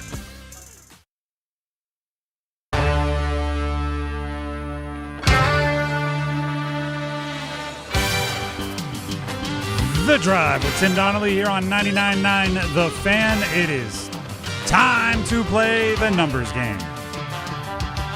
Our prize for today, $25 Potbelly's gift card. Our contestants for today, Trent in Raleigh and Jason in Clayton. They will each be brought onto the show. We will ask them the exact same question. Dennis will pick his favorite answer out of the two. That person will get to go first, and we will go from there. We will start with Trent in Raleigh. Trent, can you hear me? Yes, I can. All right. We're excluding the Canes because I don't want anybody just playing to the home crowd. You have a Stanley Cup Championship Parade float, and you get to bring, we'll just go with one to make it quick. One athlete from anywhere in sports history except for Carolina Hurricanes. You're going to be probably having some drinks. You're going to be holding the trophy. You're going to be celebrating with fans. What athlete are you choosing to bring with you? I'm bringing Jordan because he's the GOAT. We'll have a couple of cigars. All right. Mike Jordan. That one's pretty good. Dennis, any follow-ups? None. All right. We go to Jason. Jason, can you hear me? Yes. All right. Same question to you. We are excluding the Canes because obviously everybody's got Canes fever right now. But let's pretend you have a float in a championship parade and you get to bring any athlete from sports history with you. You guys won the championship together and you're celebrating. What athlete are you having on that float? I would have to say Jalen Brunson. Ah, topical. Topical. I said everybody has Canes fever. There are quite a few people out there that also have Knicks fever. Dennis, who are we rolling with? Michael Jordan or Jalen Brunson? I believe the correct answer we were looking for is Dennis Rodman. Just because things are just get weird. Because here's the thing. He's a wild card. You don't have to do anything. You just sit back and watch. I'm probably going to go. You might have to bring $10,000 with you to gamble. But I'm going to go with Michael Jordan on this one. From everything I've heard about Michael Jordan's gambling, yeah, he doesn't care if it's $1 or $100,000. He wants your money, yeah, and he wants you to be uncomfortable when you're playing. Exactly. He wants you to be competitive. So bring what you can lose. So I'll go with Trent on this one. Yeah, bring what you can lose, which, you know. There you go. Losing money to Michael Jordan, though, that's at least a good story. Trent, you get to go first. Jason, don't worry, you'll have your chance. Just have to sit on hold for a second. Trent, are you ready to pick a category? Yep, let's hear them. All right, the categories are NFL, Panthers only. Major League Baseball players that are members of the 500 Career Home Run Club. NBA players that played in the 2026 playoffs, or NHL Hurricanes only. Let's go NBA this year's playoffs. All right, NBA players that played in this year's playoffs. I will give you the team and the player. Give me the jersey number as quickly as you can. 30 seconds will be on the clock. You have one pass if you need it. Do you have any questions before we get started? Nope, let's go. All right, your time will start when you hear the horn. Naz Reid, Minnesota Timberwolves. Pass. Jalen Brunson, New York Knicks. 11. Correct. Dylan Harper, San Antonio Spurs. 2. Correct. Scoot Henderson, Portland Trailblazers. 0. Correct. Jalen Suggs, Orlando Magic. 4. Correct. Naz Reid, Minnesota Timberwolves. 21. Incorrect. Naz Reid, Minnesota Timberwolves. 11. Correct.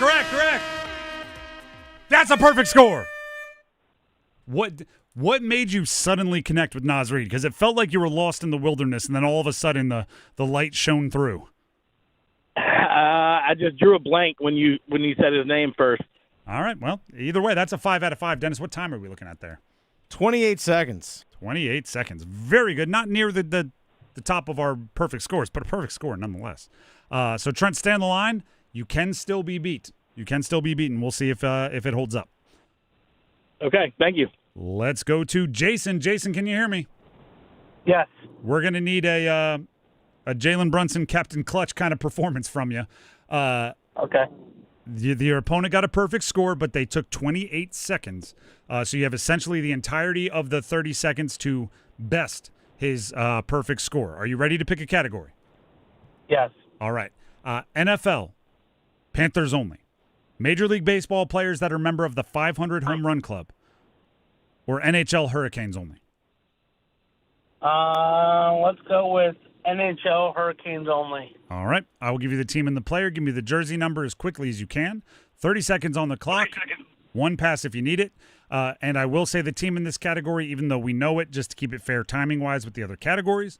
Do you have any questions before we get started? Nope. All right. Your time will start when you hear the horn. Nikolai Ehlers, Carolina Hurricanes. 27. Correct. Mike Riley, Carolina Hurricanes. 6. Correct. Charles Alexis Legault, Carolina Hurricanes. Pass. Brett Carson, Carolina Hurricanes. 8. Incorrect. Scott Walker, Carolina Hurricanes. 27. Incorrect. Close, though. You got the active guys. Nikolai Ehlers, Mike Riley, they'll be in the parade tomorrow. Ehlers, 27. Riley, 6. Charles Alexis Legault, 62 is what we were looking for. Brett Carson, this was your guess for Scott Walker. Carson, 27. Walker, 24. So you were kind of in the right neighborhood there. Unfortunately, 2, not enough for the win, but hopefully you had some fun. Yes, thank you so much. Thank you.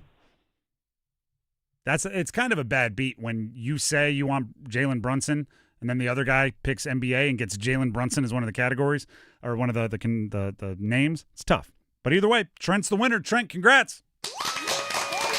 Woo! Thank you.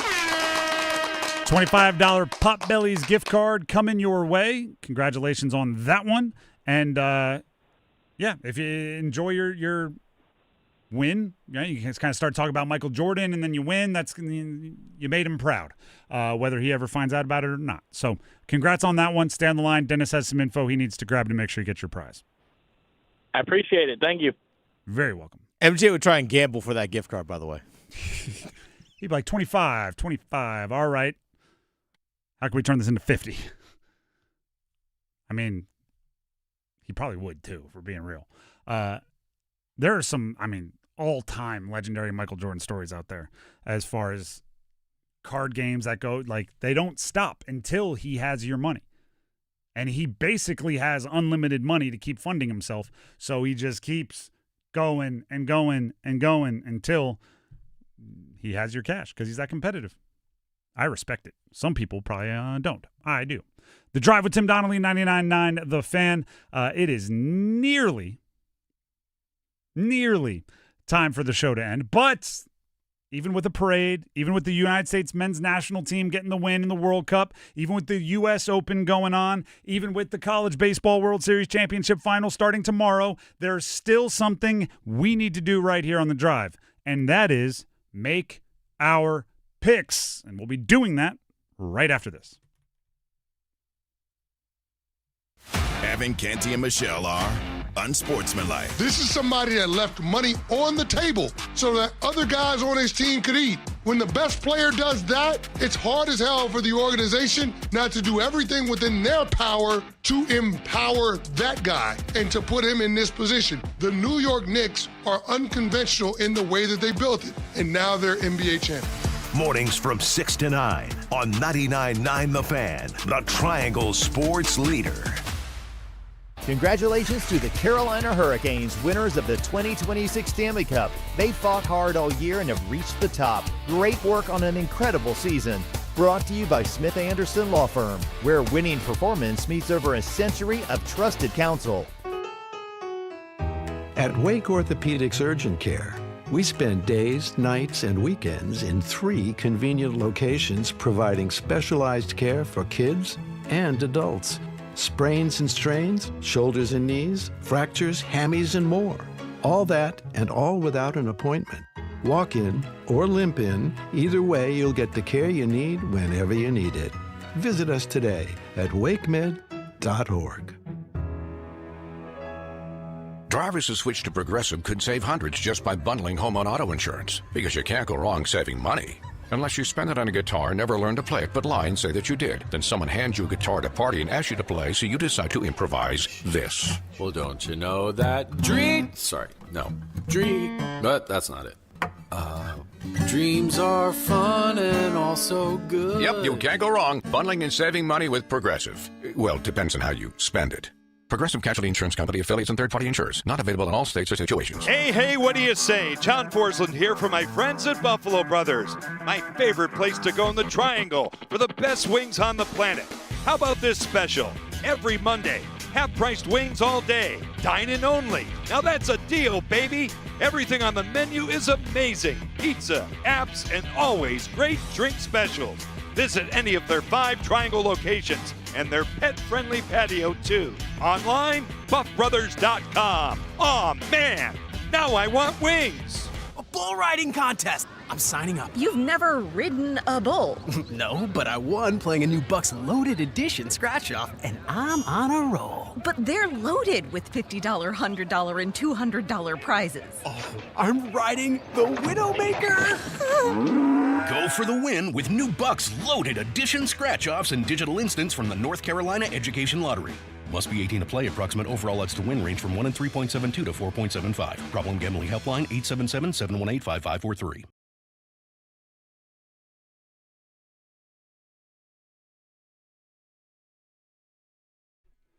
The Drive with Tim Donnelly, 99.9 The Fan. One more time, I'll remind you, and I may even do it one more time after this. Join 99.9 The Fan, that is us, Saturday morning for complete coverage of the Canes Stanley Cup Championship Parade. Our pre-parade broadcast starts at 10, live from Taverna Agora on Hillsborough. We will have the latest parade updates. We'll hear from fellow fans. We'll cheer on the champs as they make their way down the parade route and then also onto the main stage. You'll hear the speeches and the excitement. It'll be as if you're there. You just won't have to fight the crowds. Championship Parade coverage on 99.9 The Fan is brought to you by Parkway Sleep Health Centers in Cary. Sound sleep, sound health. That'll be Dennis will be there. He'll be out there making his way through the crowds, trying to bring you the sights and sounds of that part of it. Adam Gold will be there. I'll be there. The camera will be pointed at the parade, so you'll see everybody going through from Jarvis's buddies from Winnipeg, Mike Maniscalco, Trip Tracy, the players, the coaches, the front office. There'll be the NC State marching band.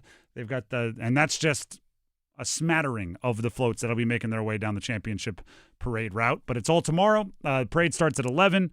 Our broadcast starts at 10. And we'll be there all the way up until the speeches take over the airwaves. It's going to be a fun time. Should be. It really is. I'm excited. I haven't yet because I'm usually somebody that does this very late. Have we checked the weather for tomorrow? It's actually supposed to be a really nice day. I was actually checking WREL.com actually about that earlier. But it should be actually a really nice day. It's supposed to be pleasant. The rain that came through this morning, it's all passed by. We needed that rain desperately, and so yeah, it's gonna be kind of nice. It will get warmer later on in the day, but when the parade hits tomorrow, I'm looking here at the hourly breakdown. At 8 a.m. tomorrow, it's supposed to be 67. 9 o'clock, 72. By the time the parade actually hits, you're looking at 81. Nice. And like humidity down below 50%. So it's not going to be humid, which is nice. Beautiful. So you're looking at mid-80s for this day, not humid. It's going to be very pleasant. I can deal with that. Absolutely. I can deal with that. The Drive with Tim Donnelly, 99.9 The Fan. That's just the update on the parade tomorrow. And we'll have that whole special broadcast for you starting at 10 a.m. And by the way, there's a bunch of other stuff going on. Mm-hmm. What is it? At 9 a.m., there's going to be Brandon Bussey's Canes Corner. That's right. We're going to air that. Yeah, that's right. We're making the whole day into a Canes celebration because, and I'm not sure you've heard this. I'm not sure we've talked about this yet. They won the Stanley Cup. So yeah, it deserves to be a big deal, and we're going to make it as big a deal as we possibly can. So tomorrow on our airwaves, it'll be Canes, parade. Brandon Bussey, Jordan Stahl, Rod Brind'Amour, you name it. It'll be all right here on 99.9 The Fan. Now, having said all of that, let's get to the just because it's a championship parade weekend doesn't mean we don't end with making some picks. So, Dennis, start lining them up. Let's start making some picks and sending things off into the weekend the right way. Making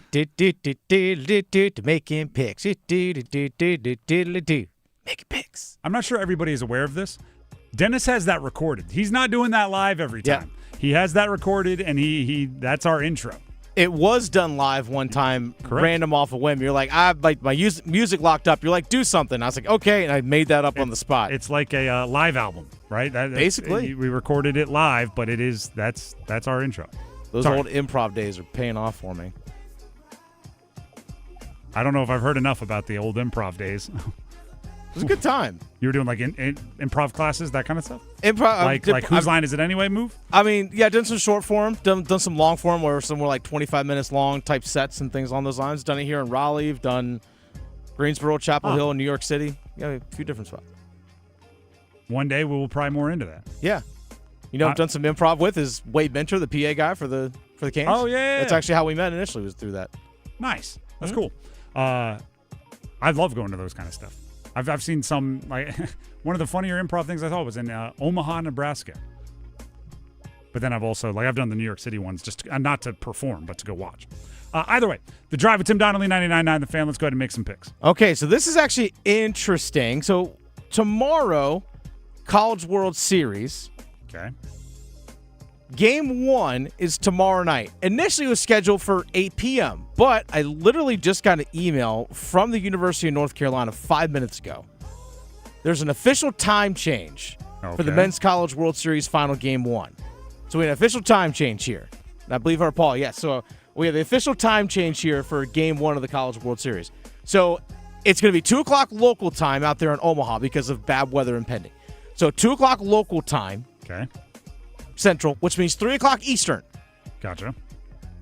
UNC still the favorite, though. 3 o'clock Eastern time, first pitch. UNC, Game 1 against Oklahoma. Who do you have? UNC. That's kind of a bummer. Actually, no, you said 3 o'clock Eastern? Yep, 3 o'clock Eastern. So all basically, right. Once like the parade. Yeah, I was going to say, I don't want it to overlap. That would be like Carolina and Cane fan crossover, meaning Tar Heels and Cane fan crossover, shouldn't have to choose. And 8 o'clock meant you could like parade, you could hang out, get some food, get ready, watch a baseball game. You might not have that leisurely time in between anymore. You might have to have kind of a plan for figuring out where you're going to watch the game. But there's still enough time there, so it's okay. Yeah, I have Carolina winning. Obviously, baseball is a sport where you know chaos can happen, randomness can happen, but it's pretty unanimous that Carolina is the more talented team. They just have to go out there and execute, take care of their business, play their style of baseball, and get the dub. So on the money line, UNC is a minus 180, so they are favored. They are 1.5 run favorites. So they're minus 180 in the game. In the game, yes. Okay, I'd seen minus 180 for win the whole thing for the whole thing. Yeah, so that's similar. I like that. All right, let's go ahead and let's jump forward to Game 2. Let's do it. Where North Carolina will be the visiting team, so they will bat first against Oklahoma on Sunday. That game is moved up as well. Looks like Sunday's game is also scheduled for 2:30 p.m. as well. I feel like they're just worried about delays, so they're they're baking in that one's moved up a little bit. Some delay time, you know what I mean? Like they're planning on a couple hours, so start a couple hours early. Mm-hmm. That's interesting. Do we know who the pitchers are going to be? Do we have any idea on that? That I do not know. Okay. Yeah, Carolina in 2. That's what I'm saying. Say it earlier. That's what I'm saying. And it wasn't bold. I said Carolina in 2, and the bold, not bold prediction meter said it was not bold. So if it's not bold, then it's my prediction. Give me Carolina to win in 2. I think one of them, they'll exert their force a little bit, right? Kind of run away with it. And then I think there'll be a gritty, grimy, you got to go win. You got to get a run across in the 8th or something like that to get the dub. But yeah, Carolina in 2.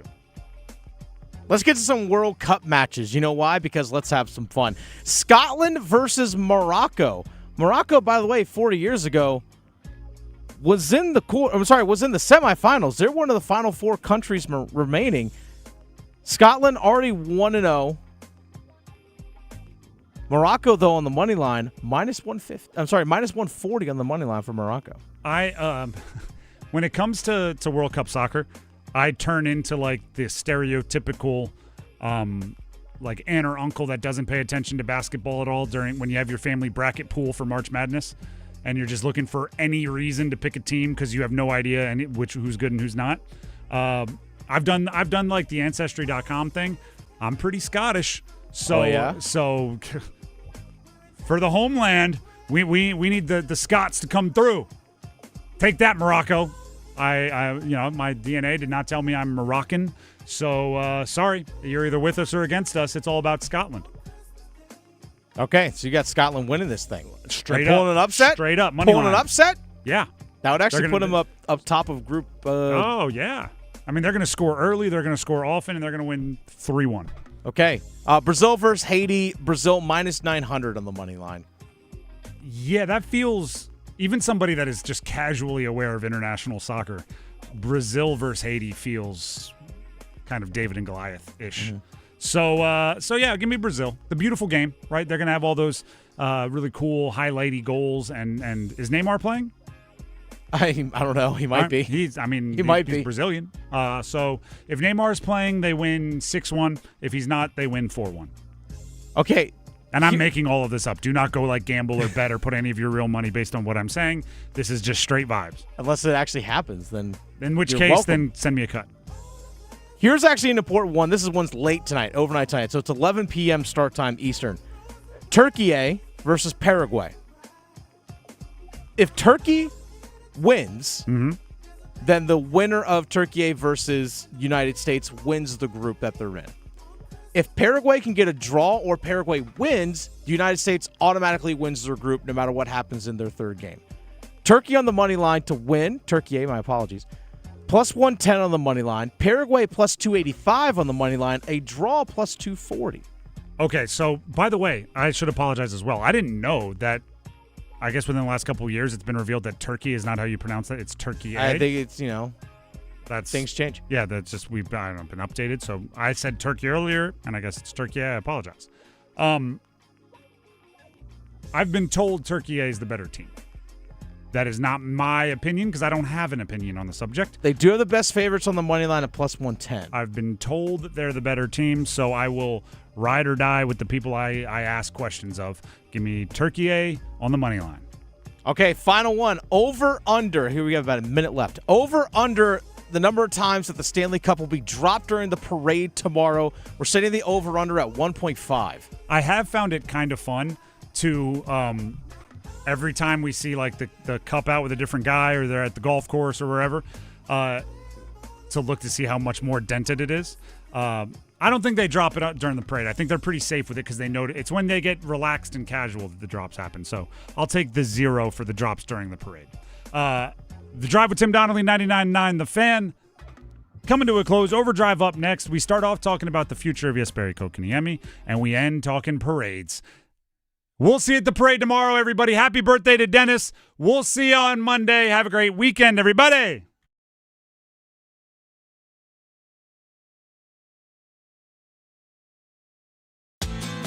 Golf's third major will be found on 99.9 The Fan. Listen all week long as we cover the U.S. Open from Shinnecock Hills. Find out if J.J. Spawn can recreate last year's magic or if a new champion emerges. Depend on us for constant leaderboard updates and every big moment through the presentation of the Champions Trophy. Coverage of the U.S.